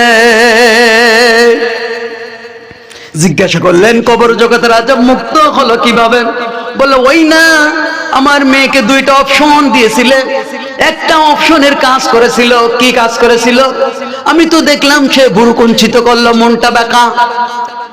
ওই যে পানিটুক আপনার সামনে বাবার জন্য দিলাম বলে পানি পুকুর থেকে দিঘির থেকে চেলে দিয়েছে ডাঙ্গায়, ওই পানিটা যখন চেলে দিয়েছে বাবার জন্য দিলাম, ওই পানিটা পড়বে না, আল্লাহর একটা কীট একটা ছোট্ট মাকলুকের মুখের উপরে পড়েছে। আর ওই মাকলুকটা পানির পিপাসায় কাতর, জীবন যাই কষ্টে তার ছাতি ফেটে যায় আর বলে প্রভু গো, একটু পানি হলে জীবন বেঁচে যায়। পানিটা মুখে পড়ার সঙ্গে সঙ্গে ওই আল্লাহর মাখলুক কীটটা কি বললেন? আল্লাহ আমার কষ্ট যে আল্লাহর বান্দা বান্দি লাঘব করেছে 1 ফোঁটা পানি দিয়া, তার ফ্যামিলিতে তার বংশে যদি কেউ এইভাবে কষ্ট পেতে থাকে, তোমার কাছে ফরিয়াদ জানাই আল্লাহ গো, তার পরিবারের কেউ যদি কষ্টে থাকে আমার মতো মুক্ত করে দাও। আল্লাহু আকবার। সামান্য একটু পানি ছেলে দিলেন কোথায়? ডাঙ্গায়। পড়লো ছোট্ট একটা কীটের মুখে পড়ার কারণে তার জীবন ফিরে পেল, কষ্ট লাঘব হয়ে গেল। মাখলুকের দোয়ায় আল্লাহ একজন জাহান্নামীকে মুক্ত করে দিলেন। বলেন সুবহানাল্লাহ। তাহলে এমন যদি হয় বাবাকে একটুখানি পানি দেওয়ার কারণে, আর আমরা প্রতিদিন টাকা লাগবে না, পয়সা লাগবে না, সূরা ফাতিহা পড়ে ফজরের পর যদি আপনি বলেন প্রভু গো, সূরা ফাতিহা পড়েছি, বাবার জন্য দিলাম, মায়ের জন্য দিলাম, প্রতিদিন যদি দেন একটা ফাতিহার সওয়াব, সারা পৃথিবী যদি বেঁচে মা বাবার জন্য দেন, একটা সূরা ফাতিহা পড়ে যদি দেন, সমান হবে। সমান হবে? সমান হবে না, সমান হবে না। যদি সূরা ইখলাস পড়েন আর সূরা ইখলাস যদি মা বাবার জন্য দেন, বলেন কোরআনের 3য় পারার 3 অংশের 1 অংশ দিলেন, প্রতিদিন যদি দেন কত হবে মা বাবার জন্য? আমরা কি দিচ্ছি? আজ থেকে এখানে তওবা করব, মা বাবার অ্যাকাউন্টে প্রতিদিন ফজরে পড়া হলে নির্দিষ্ট একটা সময় মা বাবার জন্য পাঠাবো। পাঠাবো কিনা বলেন? পাঠাবো কিনা? পাঠাবো। কে কে পাঠাবো একটু হাত দেখান। ও তুই জিন্দা 1 মুঠো ভাত দাও না মা বাবার মুখে, মরলে খাওয়াও পাড়ার লোক ডেকে মানুষ, মরলে খাওয়াও পাড়ার লোক ডেকে।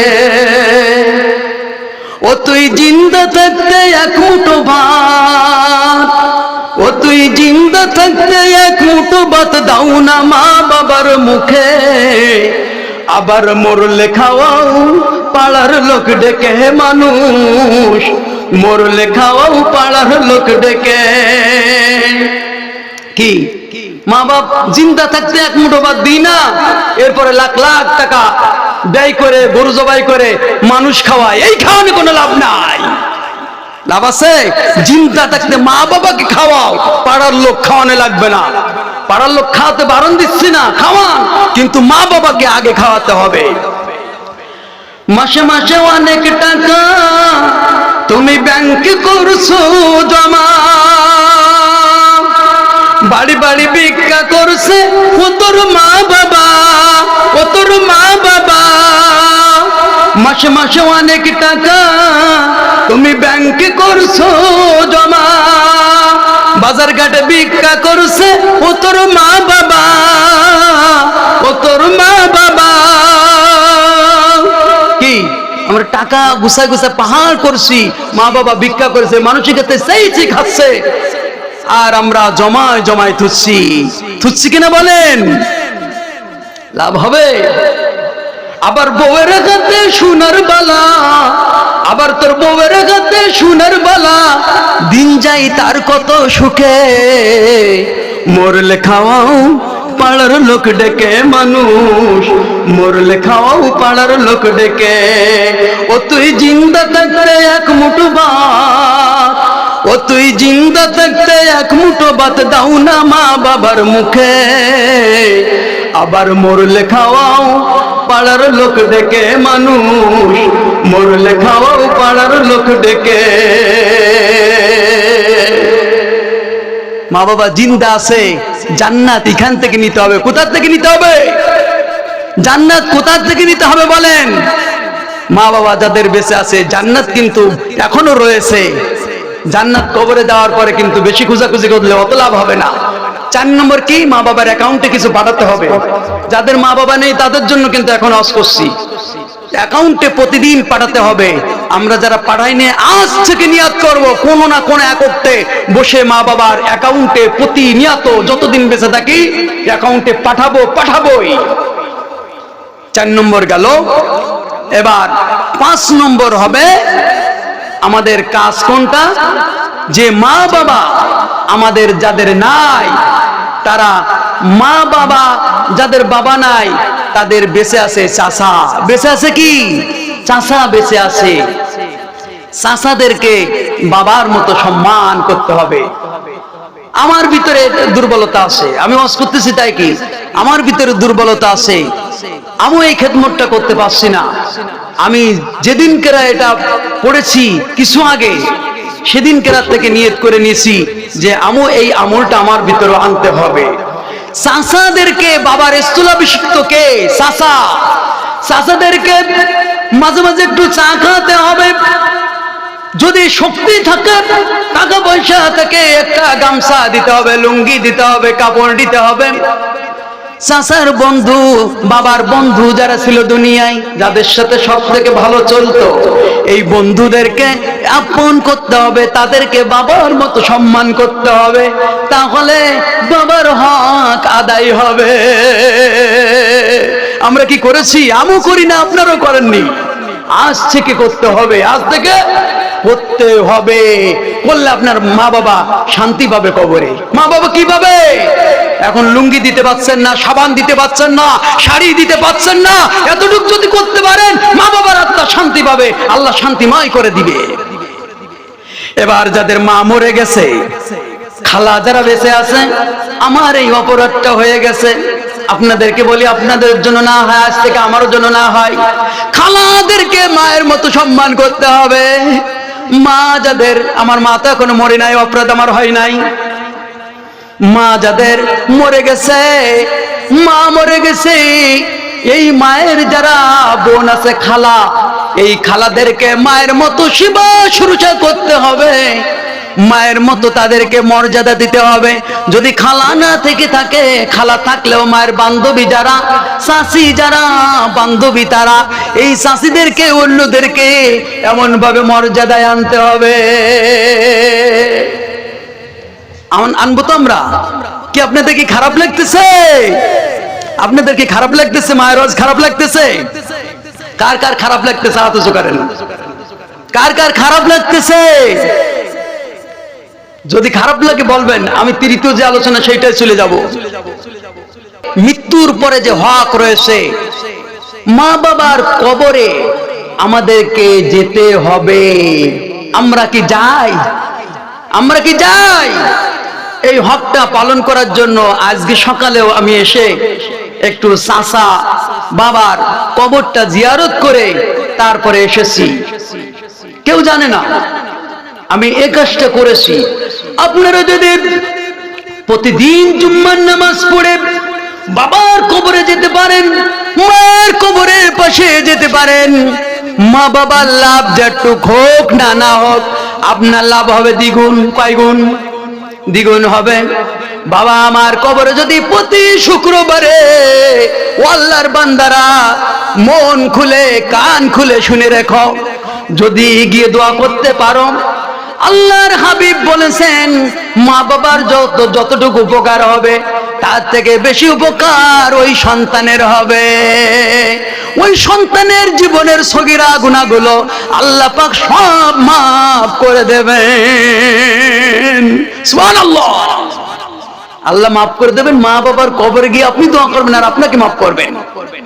শুধু তাই নয়, আর একটা অপশন রয়েছে, সেটা হলো মা বাবার কবরের পাশে যদি আপনি প্রতি জুম্মা এভাবে দোয়া করতে পারেন যান, তাহলে আর একটা কাজ হবে, আল্লাহ রাব্বুল আলামিন আপনার জন্য জান্নাতের ব্যবস্থা করে দিবেন।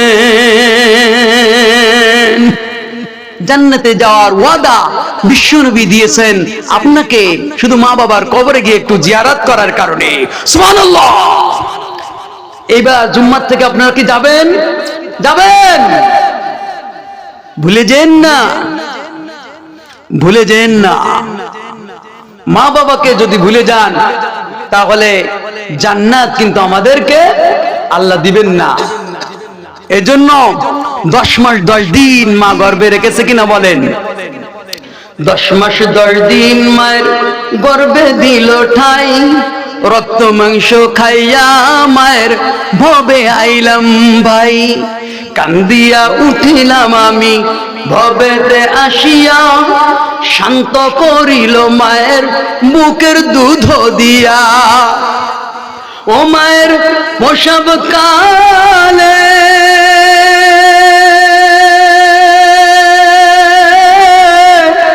বুক ভেসে যাই নয়ন জলে রে, ও মাই সন্তানের লইয়া কোলে, ও মাই সন্তানের লইয়া কোলে, বলে প্রসব যন্ত্রণা দুঃখের দরদি আমার, জনম দুঃখিনী মা গর্ভধারিণী মা, জনম দুঃখিনী মা। মা যে প্রসাব করেছে, এই ব্যথা সহ্য করেছে, আজ মায়ের কবরে যাবেন না, বাবার কবরে যাবেন না, এর থেকে নিমকারাম সন্তান পৃথিবীতে আর হতে পারে না। এত কষ্ট করে পৃথিবীতে এনেছেন, আপনার সন্তানকে এই শীতের রাত্রে মানুষ করতে গেলে কি করতে হচ্ছে আপনি কি দেখছেন না? বাবা কি আপনার জন্য করে নাই? নিজে না খেয়ে তারা আপনাকে আমাকে খাওয়াইছে। আজ যদি ভুলে যাই, এর মতো নিমখারামি আর হবে না। এই পৃথিবীর মুখ দেখেছেন যারা, সব থেকে আপন আপনার তারা। আল্লাহর পরে মা বাবাকে খেদমত করতে হবে, আল্লাহ ওয়াদা দিয়েছেন। ইয়া রাসূলুল্লাহ সাল্লাল্লাহু আলাইহি ওয়াসাল্লাম ওয়াসার ভিতরে পড়ে গেলাম, ওই মেয়ের সঙ্গে জিনা করলাম। জিনা যখন করেছি, কবর থেকে যখন উঠে যাব কাফনের কাপড় নিয়া, মেয়েটার জবান খুলে গেল, মৃত্যুর জবান দিয়ে আমি আমার ডাইরেক্ট কানে শুনতে পেলাম, এই লম্পট যুবক, তুই মনে করেছিস আমি তোকে কিছু বলতে পারবো না? আমার পরিবার তোকে দেখছে না। এই লম্পট যুবক, মদিনাবাসী কেউ কি তোকে দেখবে না? তোর তো আমার আল্লাহ দেখে ফেলেছে, কিভাবে মাফ করাইতে হবে। হযরত ওমর নামটি কি জানেন? খলিফাতুল মুসলিমিন। বিশ্বনবী এখনো বেঁচে আছে। বিশ্বনবীর পিছন থেকে হযরত ওমর এই মাত্র নামাজ আদায় করেছেন। নামাজ আদায় করে বিশ্বনবীর পিছন দিক থেকে নামাজ আদায় শেষ করে বাড়িতে গিয়েছেন। বাড়িতে গিয়ে কিছু নাস্তা করেছেন। এবার হযরত ওমর আবার নবীজির কাছে যাওয়ার জন্য রাস্তা ধরেছেন। আবার যখন রাস্তা ধরেছেন, প্রতিমধ্যে চৌরাস্তার মোড়ে দেখতে পাই একজন আল্লাহর বান্দা যুবক। এই যুবক ফেলফাল করে কাঁদতেছে, হাট্টালি বাট্টালি মেরে মেরে কাঁদতেছে, জমিনে লাফালাফি করে করে কাঁদে। কাদার কারণ কি? একবার টাটকা যুবক, অল্প বয়স, এই যুবক কেন কাঁদে রে? ওয়াশাদুহুম ফি আমরিল্লাহি উমর। উমরের দিল হলো শক্ত, আর আবু বকরের দিল হলো নরম। আরহামু উম্মতি বি উম্মতি আবু বকর। আবু বকরের দিল হলো নরম। ওয়া আসদাকুহুম হায়াআন উসমান। আমরা খুতবার ভিতরে শুনে থাকি কিনা? ওয়াশাদুহুম ফি আমরিল্লাহি উমর। ওমরের দিল শক্ত, ওমরকে ইবলিস শয়তান পর্যন্ত ভয় পায়। নবীজি একবার দেখে ইবলিস শয়তান আসে, কিন্তু হঠাৎ করে দেখে ইবলিস শয়তান আর নাই। নবীজি চিন্তা করলেন ইবলিস শয়তান কেন ভেগে যায়। হঠাৎ করে দেখে ওই রাস্তা দিয়ে ওমর আসে।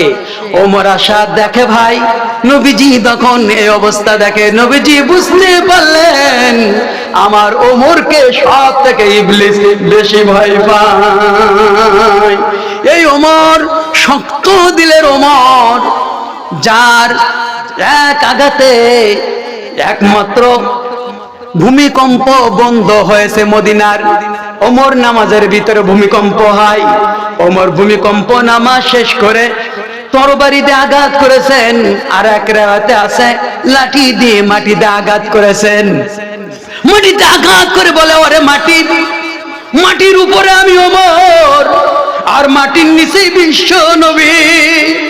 আমি ওমর মাটির উপরে থাকা অবস্থায় মাটি কেমন সাহস হলো তুই এই মাটি ভূমিকম্প করাচ্ছিস, কাঁপাচ্ছিস?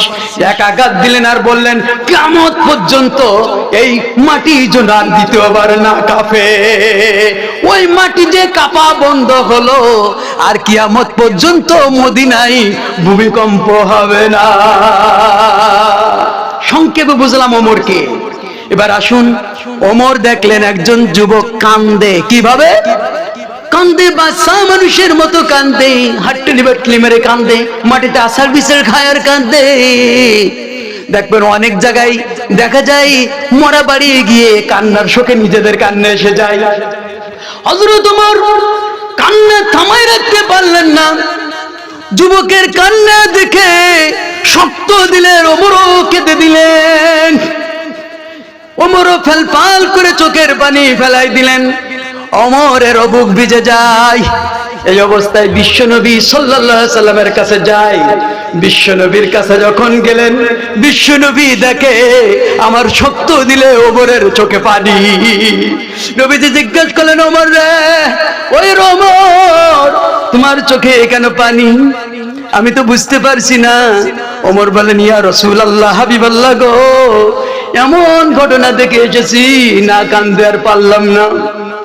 কি ঘটনা দেখে এসেছ?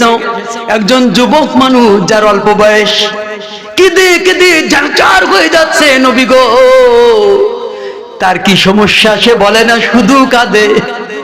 আমি সহ্য করতে পারিনি। আল্লাহর নবীও তখন চোখের পানি ছেড়ে দিলেন আর বললেন, ওমর, আমার একজন উম্মত কাঁদবে, কষ্ট নিয়ে পৃথিবীতে থাকবে, আর আমি দরদি নবী সুখে থাকবো, হতে পারে না। নবীজি বলেন, যারে ওমর, আমার ব্যথিত উম্মতকে আমার কাছে নিয়ে আয়, দেখ তার কি মনের আকাঙ্ক্ষা আমি একটু শুনতে চাই। হযরত ওমর ফিরে চলে গেলেন।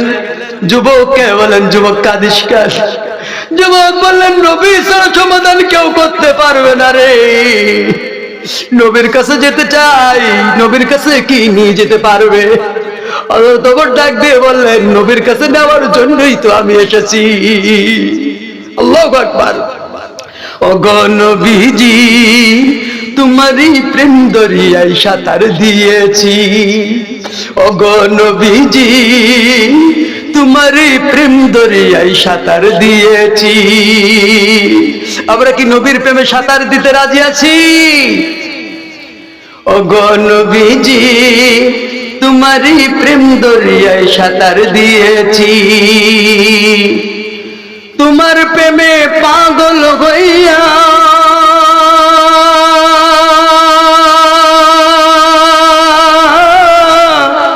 সাত আসমান পাড়ি দিয়া প্রেমের খেলা খেলে বিলাল, প্রেমের খেলা খেলে বিলাল আমরা শুনেছি। তোমারই প্রেম দরিয়ায় সাঁতার দিয়েছি। ওগো নবীজি, তোমারই প্রেম দরিয়ায় সাঁতার দিয়েছি। নবীর প্রেমে বিলাল সাঁতার দিয়েছেন। তার জুতোর আওয়াজ হয় কোথায়? জান্নাতে। নবীজির কাছে যাবেন, মনটা খুব ভালো লেগে গেল যুবকের। নবীর কাছে নিয়ে যাবে আমাকে। পৃথিবীর কেউ যা সমাধান করতে পারবে না, রাসূলুল্লাহ সাল্লাল্লাহু আলাইহি সাল্লাম তাই সমাধান করতে পারবে। বুক ভরা আশা নিয়ে, পাপের কথা চিন্তা করে আল্লাহর বান্দা হযরত ওমরের পিছলে গেছেন। বলেন সুবহানাল্লাহ। নবীজির দরজায় গিয়ে, বাড়ির আঙ্গিনায় গিয়ে ওমর বললেন, পারমিশন নিয়েছি নবীজির কাছে। নবীজির কাছে বললেন, যুবক এসেছে। নবীজি বললেন, আমি স্বয়ং নিজে গিয়ে যুবকের কাছে উপস্থিত হব। যুবকের কাছে নবীজি আসলেন, এসে বললেন, ওরে যুবক, কাঁদিস কেন? কাদার কারণ কি? যুবক তখন বলে দিল, ইয়া রাসূলুল্লাহ, ইয়া হাবিবাল্লাহ, নবী গো, আমি বড় পাপী, আমি বড় পাপী, আমি বড় গুনাহগার। ইয়া রাসূলুল্লাহ, আমি বড় গুনাহগার। এইভাবে যখন গুনার কথা বললেন, নবীজি বললেন, যুবক তুই কাঁদিস কেন? তোর গুনাহ কি এত বেশি? বললে, হ্যাঁ ইয়া রাসূলুল্লাহ, আমার গুনাহ বেশি। নবীজি বললেন, তোর গুনাহ কত বেশি হবে? তোর গুনাহ যদি পাহাড় পরিমাণ হয়, আমার আল্লাহর দয়া মায়া আকাশ সমান বেশি। তোর গুনাহ যদি পুকুরের পানি পরিমাণ হয়, আমার আল্লাহর দয়া সাগর পরিমাণ। তোর গুনাহ যদি হয় পৃথিবীর সমস্ত সবকিছুর সমান, আমার আল্লাহর দয়া রয়েছে আকাশ বাতাস কুল মাখলুকাত লৌহ কলম যা কিছু আছে তার থেকে বেশি। যুবক বললেন, ইয়া রাসূলুল্লাহ, আমার গুনাহ তার থেকে বেশি। কত গুনাহ করেছিস? কি গুনাহ করেছিস যুবক বল? যুবক বললেন, আমি এই মদিনার একজন কাফন চোরা। কি চোরা? নবীজি বললেন, কাফন চুরি তো এটা কবিরা গুনাহ। লাশের কাছ থেকে কাফন চুরি করিস, আল্লাহ মাফ করবে তওবা করলে। যুবক তখন আরো কেঁদে দিলেন, ফেলফেলাইয়া কেঁদে দিলেন। আমার নবীজি তখন বললেন, কাঁদিস কেন? তোর জন্য প্রয়োজনে কাফন চুরির জন্য আমি আল্লাহর কাছে বলে দিব, মাফ হয়ে যাবে। যুবক তখন ডাক দিয়ে বললেন, ইয়া রাসূলুল্লাহ, আমার গুনাহ আরো বেশি। নবীজি তখন বলেন, হাল আশরাকতা বিল্লাহ, তুমি কি আল্লাহর সঙ্গে অন্য কাউকে অংশীদার বানিয়েছো? বলে, না ইয়া রাসূলুল্লাহ, তা বানাই নাই। হাল কাতালতা নাফসাহু, তুমি কাউকে কি অবৈধভাবে হত্যা করেছো? বলেন না। তাও করি না ইয়া রাসূলুল্লাহ। নবীজি বললেন, তাহলে এর বেশি আর বড় পাপ কি করেছো? আপনারা কি শুনবেন? কি পাপ শুনবেন? তখন বললেন, ইয়া রাসূলুল্লাহ সাল্লাল্লাহু আলাইহি ওয়াসাল্লাম, যে পাপ করেছি এই পাপ আল্লাহ মাফ আমাকে করবে না। কি পাপ করেছো? এই মদিনার সব থেকে সম্ভ্রান্ত বংশ আনসারী গোত্রের একটা মেয়ে কন্যা, যাকে বলা হয় হুরে মদিনা। হুরের মতো যার চেহারা, শত শত যুবক যাকে বিবাহ করার জন্য প্রস্তাব পাঠিয়েছে, প্রস্তাব কবুল হয় নাই। এই মেয়েটা সম্ভ্রান্ত বংশের, হাফেজা কোরআনের, তাহাজ্জুদ পড়ে, দিনে রোজা রাখে, রাত্রি বেলায় তাহাজ্জুদে কাটায়। সতী সাধ্বী একজন পর্দা নিশিনী মেয়ে, যাকে পৃথিবীর অন্য কেউ দেখতে পারেনি, বেগানা কেউ দেখতে পারেনি। এই রমণীর যখন মৃত্যু হয়ে গেছে, কবর যখন দিল, রাত তখন হলো, আমি প্রস্তুতি আছি কবরের কাফন চুরি করার জন্য। ইয়া রাসূলুল্লাহ, আমার অভ্যাস কিন্তু আমাকে ঠেকায় রাখতে পারি নাই। আমি ওই কবরে রাত্রে বেলায় নির্জন সময় ঢুকলাম, আর ওই কবরের ভিতরে গিয়ে কাপড়ে কাপড় কেবল খোলা শুরু করে দিয়েছি। একটা একটা 5টা কাপড় যখন খুলেছি, আমার নজরে পড়েছে হুরে মদিনা। তো আসলেই হুরে মদিনা। এই মদিনা, হুরে মদিনাকে যখন দেখলাম, আমার চক্ষু তখন বিগলিত হয়ে গেল। আমার কানের ভিতরে কে যেন বলে দিল, আমার অন্তরের ভিতরে কে যেন বলে দিচ্ছে, যুবক, এত সুন্দর রমণী যাকে হাজার হাজার যুবকরা পাওয়ার জন্য আকাঙ্ক্ষা করেছিল, আর সে কবরে নির্জনে। এই কবরে তুই যদি উঠে যাস, তুই কিন্তু ভালো করবি না, এমন সুযোগ হাত ছাড়া করিস না। এই কবরের মেয়েটিকে পাওয়ার জন্য কত মানুষ 1 মিনিটের জন্য, কত মানুষ 1 ঘন্টার জন্য, কত মানুষ 1 দিনের জন্য, কত মানুষ 1 সপ্তাহের জন্য, কত মানুষ 1 মাসের জন্য, কত মানুষ জীবন সঙ্গিনী বানানোর জন্য চেয়েছিল, কেউ পারে নাই। যা তুই পারবি তা। আমাকে ওয়াসওয়াসা দিল, এই যুবক, তোর কি যৌবনের কোনো শক্তি নাই? এই মেয়েকে আসছে যাস না, দেখ কত সুন্দর। এই কবরের এই সতীসাধ্বী মেয়ের সঙ্গে কেউ কোনোদিন টাচ করতে পারি নাই। আজ তুই যদি জিনা না করিস, কেউ তো তোকে দেখবে না। এই কবরের মেয়েটা তোর সঙ্গে কোনো জবাব নিতে পারবে না।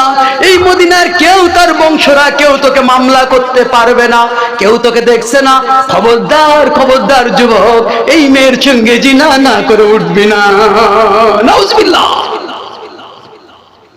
ইয়া রাসূলুল্লাহ সাল্লাল্লাহু আলাইহি ওয়াসাল্লাম, ওয়াসওয়াসার ভিতরে পড়ে গেলাম। ওই মেয়ের সঙ্গে জিনা করলাম। জিনা যখন করেছি, কবর থেকে যখন উঠে যাব কাফনের কাপড় নিয়া, মেয়েটার জবান খুলে গেল। মেয়ে মৃত্যুর জবান দিয়ে আমি আমার ডাইরেক্ট কানে শুনতে পেলাম, এই লম্পট যুবক,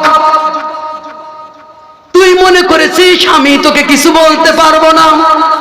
আমার পরিবার তোকে দেখছে না। এ লম্পট যুবক, মদিনাবাসী কেউ কি তোকে দেখবে না? তোর তো আমার আল্লাহ দেখে ফেলেছে, আল্লাহর খাতায় ভিডিও হয়ে গিয়েছে। আমি তোকে বলছি, আমি একটা সতীসাধ্বী মেয়ে, জীবনে কোনোদিন বেপরদা হয় নাই। আজকে তুই আমাকে বেপরদা করে দেখেছিস। আমি চেয়েছিলাম আল্লাহর প্রিয় বান্দি হয়ে, সতীসাধ্বী হয়ে আল্লাহর দরবারে কিয়ামতের আদালতে উঠব। আমার জিনার কোনো কলঙ্ক নাই। আমার মাতা পিতা আমাকে গোসল করায়, পবিত্র করায়া, পবিত্র ভাবে রেখে দিয়ে এসেছে কবরে। আমি যাতে পবিত্র হিসেবে আল্লাহর দরবারে উঠব। তুই কি কাজ করেছিস? এই অপবিত্র শরীর নিয়ে, চেহারা নিয়ে আল্লাহর দরবারে কিভাবে হাজিরা দিব? এইভাবে আমার কানে মেয়ের আওয়াজ আসলো যখন, ইয়া রাসূলুল্লাহ, কাপড়ে কাপড় কবর উপরে ছেড়ে দিলাম তখন, ইয়া রাসূলুল্লাহ, আমি যে গুনাহ করেছি শুধু কবরের লাশের সঙ্গে না, একটা হাফেজা মেয়ের সঙ্গে, আবার কবরওয়ালার সঙ্গে, আবার একটা সতীসাধ্যী মেয়ের সঙ্গে, আবার একজন সম্ভ্রান্ত বংশের মেয়ের সঙ্গে, ইয়া রাসূলুল্লাহ, আমাকে কি মাফ করবে নাকি আল্লাহ? নবীজি তখন হতাশ হয়ে গেলেন, নবীজি অবাক হয়ে গেলেন, মানুষ কি এটা করতে পারে? নবীজি বললেন, যুবক আর থাকিস না আমার বাড়ির আঙ্গিনায়। আর মুসা আলাইহিস সালাম ৭২,০০০ তার উম্মতদেরকে নিয়ে দোয়া করতেছিলেন পানির জন্য। আল্লাহ বলে দিলেন, ওর মধ্যে একজন জিনাকার রয়েছে। কয়জন? ৭২,০০০। যেখানে নবী স্বয়ং রয়েছে, পয়গম্বর, ওয়াকাল্লামাল্লাহু মুসা তাকলিমা, যে আল্লাহর সঙ্গে সরাসরি কথা বলতেন, এই মুসা নবী স্বয়ং দোয়া করছেন। আর আল্লাহ বললেন, ৭২,০০০ নিয়ে দোয়া করছিস, দোয়া কবুল হবে না। বলেন, আমাদের জিনাকার নিয়ে আমরা দোয়া করি কিনা? বলেন, মসজিদে দোয়া করি, জিনাকার থাকে কিনা? ময়দানে দোয়া করি, জিনাকার থাকে কিনা? সব জায়গায় দোয়া করি, জিনাকার তো থাকে। আল্লাহ ৭২,০০০-এর দোয়া কবুল করলেন না যতক্ষণ পর্যন্ত সে মাপ চেয়ে তওবা করে ফিরে না এসেছে। নবীজি বললেন, যা যা যা, গজব নাজিল হতে পারে, এখানে আর থাকা যাবে না। যুবককে নবীজি সরিয়ে দিলেন। এই পৃথিবী নবী যাকে সরিয়ে দেয় তাকে আর কোথায় যাওয়ার জায়গা আছে? যুবক আর বাড়িতে গেলেন না, যুবক হতাশ হয়ে গেলেন না। যুবক কি করলেন? পাহাড়ি এলাকায় চলে গেলেন, আর সিজদা অবস্থায় বারবার করে আল্লাহকে ডাক দিয়ে বলে, ওরে আল্লাহ গো, এই পৃথিবীতে সবাই তাড়াই দিতে পারে, সবাই আমাকে কেউ করতে পারে, তুমি তো আমাকে সৃষ্টি করেছো, পাপ করে ফেলেছি, আর জীবনে কোনোদিন তো পাপ করব না। আয় আল্লাহ তাআলা, এই রাত্রে স্ত্রী তার সন্তানকে নিয়ে ঘুমাচ্ছে, স্বামী তার সন্তান স্ত্রীদেরকে নিয়ে ঘুমায়, পশু পাখি তার সন্তানদেরকে নিয়ে ঘুমায়, পরিবার পরিজন নিয়ে ঘুমায়। আমি একজন হতভাগা, পরিবার পরিজন সব ছেড়ে দিয়েছি। আয় আল্লাহ, তুমি যতক্ষণ পর্যন্ত আমাকে মাফ না করে দিবে, আমি ততক্ষণ পর্যন্ত এই পাহাড়ি এলাকা ছাড়বো না, নির্জন এলাকা ছাড়বো না। তুমি আমাকে মাফ না করলে, তুমি যদি আমার মাফ না করো, আয় আল্লাহ তাআলা, আমি বাড়িতে যাব না। এইভাবে করে আল্লাহর কাছে কাতরায় কাতরায় দোয়া করেছেন। কয়দিন? ৪০ দিন দোয়া করলেন, ৪০ দিন পরিবার ছেড়ে দিলেন, ৪০ দিন আল্লাহর কাছে তওবা করলেন। আল্লাহ তাআলা এদিকে সহ্য না করতে পেরে, বান্দার তওবা সহ্য না করতে পেরে জিবরিলকে বললেন, ওরে জিবরিল রে, আমার নবীজির কাছে গিয়ে বলো রিজিকের মালিক কে। নবীজির কাছে এসে বললেন, সালাম দিলেন জিবরিল, আর বললেন রিজিকের মালিক কে? নবীজি বললেন, এমন প্রশ্ন তো কোনোদিন করো না। বললেন আল্লাহ। এরপর হায়াতের মালিক কে? আল্লাহ। মউতের মালিক কে? আল্লাহ। মাফ করনে ওয়ালা কে? নবীজি বললেন আল্লাহ। তাহলে কুল ইয়া ইবাদিয়াল্লাযীনা আসরাফু, হে নবী, আমার বান্দা বান্দীদেরকে বলে দাও তারা যেন লা তাকনাতু মির রাহমাতিল্লাহ, তারা যেন আমার রহমত থেকে নৈরাশ না হয়ে যায়, তারা যেন আমার রহমত থেকে নৈরাশ না হয়ে যায়। গুনাহ করেছে, কি হয়েছে? গুনাহ করেছে, তারা যেন নৈরাশ না হয়ে যায়। ইয়া ইবাদিয়াল্লাযীনা আসরাফু, তারা যেন নৈরাশ হয়ে না যায়। লা তাকনাতু মির রাহমাতিল্লাহ, আমার আল্লাহর রহমত থেকে নৈরাশ না হয়ে যায়। ইন্নাল্লাহা ইয়াগফিরুয যুনুবা জামিয়া, আমি আল্লাহ ক্ষমাকারী, মাফ করেনেওয়ালা, আমি রহমান রহিম, আমি আল্লাহ মাফ করে দিতে পারি।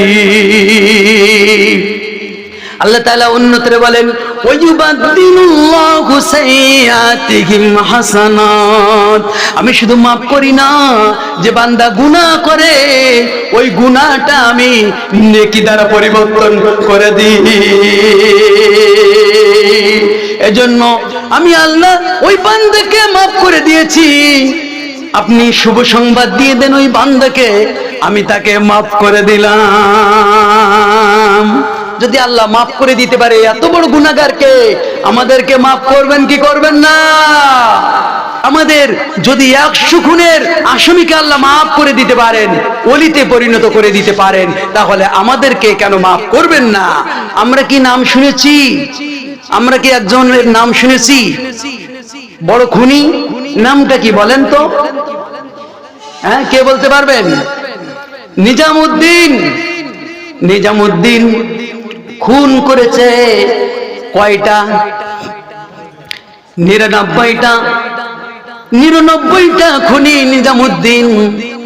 তিনি খুন 100টা না বজাইয়া নাস্তা করবেন না। পরিবার পরিজনদেরকে বললেন 100 বজাবো, তারপরে নাস্তা করব। এসে দাঁড়িয়ে গেলেন খুনের মঞ্চ যেখানে, তার দাঁড়িয়ে গেলেন সেখানে, জঙ্গলার ভিতরে দাঁড়ায় গেলেন, চৌরাস্তার মোড়ে। কাউকে পাওয়া যায় না মাল সামানা কেড়ে নেওয়ার জন্য। হঠাৎ করে দেখে একজন মুরব্বী গাটলি বুকসা নিয়ে উপস্থিত। মুরব্বীকে ধরা হলো। মুরব্বীকে ধরে বললেন, তোমার কাছে কি আছে বলো, যা আছে দাও। মুরব্বী তখন বললেন, এই যা আছে এই, আমার কাছে কোনো সম্পদ নাই। ওই মাল সামানা গুলো কি করলেন? দিলেন। পছন্দ হলো না। মুরব্বীর কাছে আরো জবাব নিতে লাগলেন। মুরব্বী বললেন, আর কিছু নাই। ও যুবক, তোমার ছুরিতে দেখি রক্ত, এইভাবে রক্ত দেখি, তুমি কি মানুষকে খুন করো নাকি? বলে, হ্যাঁ, মানুষকে খুন করি। টাকা পয়সা নি। টাকা পয়সা নিয়ে কি করো? পরিবার পরিজনদেরকে খাওয়াই, ভালো রাখি। এই পরিবার পরিজন আমার উপরে খুশি হয়ে যায়। তখন মুরব্বী ব্যক্তিটা বললেন, ওরে যুবক, তুমি যে এইভাবে করে খুন করো, টাকা পয়সা নাও, পরিবারকে খাওয়াও, তুমি এইভাবে যে খাওয়াও, বলো তোমার পরিবার কি তোমার কিয়ামতে তোমার পাপের ভাগীদার হবে কি? অবশ্যই হবে। তিনি বলেন, অবশ্যই হবে, কারণ আমি কষ্ট করে নিয়ে যাই, ভাগ হবে না মানে? মুরব্বী তখন বললেন, আমি তোমাকে যা চাও তাই দিব, যদি তোমার পরিবার তোমার এই খুনের এই অর্থ সামানার একটা পাপের অংশ যদি ভাগ নেয়। তাই বলেন, আমি এদিকে তোমাকে ছেড়ে দিই, আর আমি বাড়িতে গিয়ে শুনি, এদিকে তুমি চলে যাও। মুরব্বী বলেন, আমাকে বেঁধে রাখো। বেঁধে রাখা হলো। বাড়িতে গেলেন। বাড়িতে গিয়ে পরিবারের কাছে খোঁজ নিবেন। স্ত্রী ছুটে আসলেন, 100 খুন হয়তো হয়ে গেছে, নাস্তা করবে। সন্তান সন্ততি এসে বলছে, এত তাড়াতাড়ি কিভাবে হলো? বলে, আজকে নাস্তা করব না, একটা কথা শুনতে এসেছি, একটা কথা জানতে চাই। বাবা, কি জানতে চাও? স্ত্রীকে ডাকা হলো, ও প্রিয়তমা, ডাকাতি করি, স্বর্ণ অলংকার বিভিন্ন কিছু এনে দিই, বলো বলো, এত কষ্ট করি, এই ডাকাতির ভাগ, এই গুনার ভাগ কি তুমি কি নিবে নাকি? স্ত্রী বলেন না। অবাক হয়ে গেলেন নিজামউদ্দিন, কষ্ট করে আনি, তোমরা তো খাও, তা তোমরা এক অংশ নিবা না কেন? বলে, আমার স্বামী হাতে যেদিন আমার বাবা তুলে দিয়েছে, খাওয়ানোর দায়িত্ব স্বামীর। অবৈধ আনবে কি বৈধ আনবে ওটা দেখার দরকার না, যেটা আনবে ওইটা আমার জন্য হালাল, পাপ সব স্বামীর। ও গো স্বামী, দ্বারা এখানে আসো, অবৈধ নিয়ে স্ত্রীকে খুশি করবা, দায় কিন্তু স্ত্রী হবে না। এবার সন্তানদেরকে ডাকলেন, ও মেয়ে, আসো এইদিকে। মা বলো বলো, তুমি কি আমার এই পাপের একটু ভাগ নিবে কিনা? মেয়ে বলল, আমি নেব না বাবা, তোমার দায়িত্ব আমাদের লালন পালন করা। ছেলেদেরকে বললেন, তারাও বললেন না, নিব না। এইভাবে অবাক হয়ে গেলেন নিজামুদ্দিন। অবাক হয়ে বলেন, মুরব্বী যা বলেছে তাই সঠিক হয়েছে। ছুটে চলে গেলেন মুরব্বীর কাছে। মুরব্বীকে যুগের সব থেকে বড় ওলি শেখ ফরিদ রহমতুল্লাহ আলাইহি, যুগের শ্রেষ্ঠ ওলি শেখ ফরিদের পায়ে পড়ে গেলেন। হুজুর, চিনেন আপনি কে? মা পাওয়ার কি উপায় আছে? বাড়িতে যার কাছে শুনি সেই দায় নিতে চাই না। আল্লাহ বলেন, ইয়াউমা ইয়াফিরুল মারউ মিন আখিহি।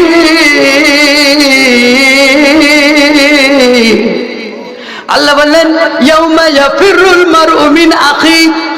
কিয়ামতের দিন একটা আমল যখন কম পড়ে যাবে, তখন সর্বপ্রথম ওই বান্দা ভাইয়ের কাছে ছুটে যাবে। ভাইয়ের কাছে ছুটে যাবে, কারণ দুনিয়ায় বিপদে পড়ার সাথে সাথে দেখবেন কার কাছে যায়? কার কাছে যায়? ভাই কিন্তু ছুটে আসে আগে। মারামারি হলো, যা হলো, ভাই কিন্তু লাঠি দিয়ে আগে যাবে। আমার ভাই মারতেছিস, এত বড় সাহস! এই জন্য সর্বপ্রথম ঠেক দেয় কে? আল্লাহ এই জন্য বললেন, ইয়াউমা ইয়াফিরুল মারউ মিন আখিহি। সর্বপ্রথম ভাইয়ের কাছে যাবে। ভাইরে ভাই, ও ভাই, আজকে কিয়ামতে একটা আমল কম পড়ে গেছে। কয়টা? একটা আমল কম পড়ে গেছে। দুনিয়ায় তুই না আমার কত সাহায্য করেছিলিস, সমস্ত সব জায়গায় তুই আমার ডাল হয়ে দাঁড়াইছিস, উপকার করেছিস। ভাই একটা আমল দে, জান্নাতে চলে যায়। ভাই বলবে, কিসের ভাই? আল্লাহ বলবেন, পালন করবে। ভাই বলবে, দুনিয়ায় তো আমার কোনো ভাই ছিল না। কি বলবে? কোনো ভাই ছিল না। আল্লাহ এরপর বলেন, ওয়া উম্মিহি ওয়া আবিহি ওয়া উম্মিহি ওয়া আবি। এবার মায়ের কাছে যাবে সন্তান, সব থেকে আপনজন। 10 মাস 10 দিন যিনি গর্ভে রেখেছে, ডেলিভারি কষ্ট ভোগ করেছে, লালন পালনের কষ্ট ভোগ করেছে, এই মায়ের মতো আপন কি আর কেউ আছে? আছে? কিয়ামতের দিন আল্লাহ বলেন, একটা আমলের জন্য সন্তান মায়ের কাছে গিয়ে বলবে, মা, ও মা, একটা আমল দিবি, জান্নাতে চলে যাব। একটা আমল মাত্র কম। একটা আমল যদি হয়, মা বলবে, কি সন্তান দাবি করছিস? আমার তো দুনিয়ায় কোনো সন্তান ছিল না। মায়ের কি মহব্বত! বন্যায় দেখা গেছে মা কিন্তু মরেছে, সন্তান গামলাই করে, ঝুড়িতে করে, উঁচু করে ধরে রেখেছে। মা মরা সন্তান ধরে রেখেছে। নিজের মেয়েকে একটা পাখি জামা না দিতে পারার কারণে, এই কষ্টের কারণে মা 2 তালার থেকে লাফ দিয়ে জীবন দেয়। নজির আছে কিনা? এই মা পর্যন্ত বলবে, আমার ছেলে হয়নি, দুনিয়ায় বিয়েই হয়নি, তুই সন্তান কেমন হলি? একটা আমল পেতে চাস? আমল দেব না। একটা আমল দেব না, মা সরে যাবে গো। এরপরে কিন্তু যাবে কার কাছে? বাবার কাছে। আল্লাহ বলেন, ওয়া আবিহি। এবার বাবার কাছে গিয়ে বলবে, বাবা গো, মাঠ ভাঙ্গিসাও, ঘাট ভাঙ্গিসাও, ব্যবসার প্রতিষ্ঠান একাকার করেছো, মানুষের সাথে ঝগড়া করেছো, যা করেছো আমার জন্য করেছো, বাড়ি করেছো, গাড়ি করেছো, আমাকে এত ভালোবাসতা বাবা, তুমি না খেয়ে আমাকে খাওয়াতা। ও বাবা, একটা আমল কি দেওয়া যায় নাকি? এরপরে কি বলা হবে? আল্লাহ তাআলা বলেন, ওয়া উম্মিহি ওয়া আবি। যখন আব্বাও দিবে না, আব্বা কবে, দুনিয়ায় তো কোনোদিন সন্তান হয় নাই। আব্বা কি বলে দিবে? দুনিয়ায় তো কোনো সন্তান হয়নি, তা আমল নিতে আসিস? এই সন্তান দাবি করছিস একটা আমল নেওয়ার জন্য? হবে না। আব্বাও সরাই দিবে। কঠিন মুসিবতের দিন। ও সাহিবাতিহি ওয়া বানি। এবার স্ত্রীর কাছে যাবে, ও প্রিয়তমা, সব থেকে আপন কলস ছিলেন, হুন্না লিবাসুল্লাকুম আনতুম লিবাসুল্লাহুন, স্বামী স্ত্রী লিবাসের মতো, পোশাকের মতো। এক জায়গায় শুয়েছি, যে কথা মাকে বলা যায়নি তাই তোমাকে বলেছি। সুখে শান্তির জন্য মাকে গোপন রেখে চুরি করে মিষ্টি তোমাকে দিয়েছি, মাকে গোপন রেখে টাকাটা তোমাকে দিয়েছি, তোমাকে খুশি করার জন্য এত কিছু করেছি। বলো বলো, আজকে একটা আমল দিবে নাকি? স্ত্রী বলবে, স্বামী, দাবি করো স্বামী, বিবাহই তো হয়নি। আল্লাহ বলতেছেন পালন করবে। স্ত্রীও বলবে, স্বামী ছিল না, বিবাহ হয়নি, স্বামী কোথায়?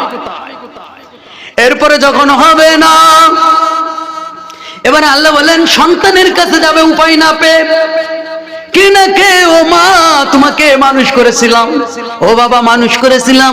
সন্তানদের কাছে গিয়ে বলবে, একটা আমল লাগবে, কত কষ্ট করেছি, সব রেখে এসেছি, একটা আমল দিবি নাকি? সব তো তোকে জন্য করেছিলাম। ইতিহাস দেখ, চোখ বুলাই দেখ, পিছনের জীবনটাই, দুনিয়ার জীবনটাই। সন্তান বলবে, বাবা তো ছিল না, বাবা ছিল না, দুনিয়ায় আমল কোত্থেকে দেব? সন্তানও চলে যাবে। আল্লাহ বলেন, ওয়ালা ইয়াসআলু হামিমুন হামিমা, সেদিন বন্ধু বন্ধুর কোনো কাজে আসবে না। আজ বন্ধুর জন্য পাগল হয়ে আমরা আছি, বন্ধুকে খুশি করার জন্য, বন্ধু বন্ধুর কাজে আসবে না। সেদিন কোনটা প্রধান বক্তা বসায় রেখে ওয়াজ করা যাবে না। অল্প 2-1 মিনিটের ভিতরে শেষ করি। এবার কিন্তু নিজামুদ্দিন কি করলেন? নিজামুদ্দিন এসে পায়ে পড়ে গেলেন, হুজুর তওবার কোনো উপায় আছে নাকি? তওবার কোনো রাস্তা আছে নাকি? হুজুর বললেন, আমি বাতায় দিতে পারি, তবে আমার কথা মানতে পারবি কি? বলে, হ্যাঁ হুজুর, যা বলবেন তাই মানবো, কিন্তু আমার এই গুনার মাপ আমার দরকার, কারণ আমার কেউ আপন হবে না, আমার সন্তান সন্ততি স্ত্রী কেউ আমার দায় নেবে না। হুজুর আমাকে যেভাবে তওবা দেখাই দিবেন সেইভাবে তওবা করতে রাজি। শেখ ফরিদ তখন বললেন, বাবা, এই যে মরা বৃক্ষ দেখাচ্ছে, এই মরা বৃক্ষের নিচে এখানে বসে বসে দাঁড়াই দাঁড়াই ইবাদত করবি, আল্লাহর প্রশংসা করবি, যতদিন পর্যন্ত মরা বৃক্ষে ফুল না ফুটবে, ফল না আসবে, পাতা না গজাবে, ততদিন পর্যন্ত তোর তওবা কবুল হয়নি মনে করবি। ঠিক নিজামুদ্দিন শেখ ফরিদের কথা শুনে ইবাদতে লেগে গেল। ইবাদতে লেগে গেল এমন ভাবে, ওই গাছের দিকে কোনোদিন নজর দিয়ে আর তাকায় না, শুধু আল্লাহর বন্দেগী করে। একটু টাইম শুধু বাড়িতে গিয়ে খেয়ে আসে, আর বাকি সময় সব ইবাদত করে। 12 বছর হয়ে গেল, কোনোদিন গাছের দিকে তাকাই নাই।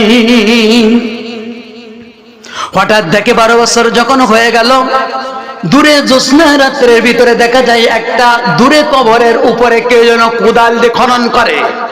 কোদাল খনন দেখে চলে গেলেন একটু আগাইয়া। নিজামুদ্দিন চিন্তা করলেন, কি হচ্ছে দেখে আসি, এত রাত্রে তো কেউ কোদাল কোপানোর কথা না। একটু দূরে গিয়ে দেখতে পাই যে কোদাল দিয়ে কবর খনন করছে। ও যুবক, শুনেছি আজকে আমার এলাকায় একটা সতী সাধ্যা, একটা রমণী মৃত্যুবরণ করেছে, তার কবর বুঝি এইটা হবে, তুই কেন কবর খনন করছিস? যুবক তখন বলে, আমি কবর খনন করছি কেন তোর তো জবাব দেয়া লাগবে না, আমি বর্তমান এই এলাকার সব থেকে বড় মস্তান, আমার সামনে যে কথা কয় তার কল্লা পড়ে যায়। আমি এমন একটা লম্পট যুবক, আমার সঙ্গে এই মেয়েকে বিবাহ দেয় নাই, এই মেয়েকে বিবাহ দেয় নাই, সুন্দরী মেয়ে আমি চাইছিলাম। পরিবার সম্ভ্রান্ত, পরিবার বিবাহ না দেওয়ার কারণে আমি চিন্তা করেছি সে মরে গেছে, কোনো জায়গায় বিবাহ হয়নি, আজকে কবরে তার সঙ্গে আমার অবস্থাটা আমি পেশ করব। তার চোখের চাহনি দেখে কবর খনন করা হয়েছে। ওই জিনার অবস্থাটা যখন নিজামুদ্দিন দেখলেন, সহ্য করতে পারলেন না, কারণ সে তো ডাকাতের ডাকাত। ও তো আর কি ডাকাত, যে 99 জন খুন করে, তার মতো বড় ডাকাত আর কে হতে পারে? কোদালটা হাতড়ে কেড়ে নিলেন, আর কুদাল দিয়ে এমন ভাবে যুবকের মাথায় কোপ দিলেন, কল্লাটা 14 হাত ধরে চলে গিয়েছে। আল্লাহু আকবার। নিজামুদ্দিন এবার এসে আরো চোখের পানি জড়ালেন আর সিজদায় পড়ে গেলেন, প্রভু গো,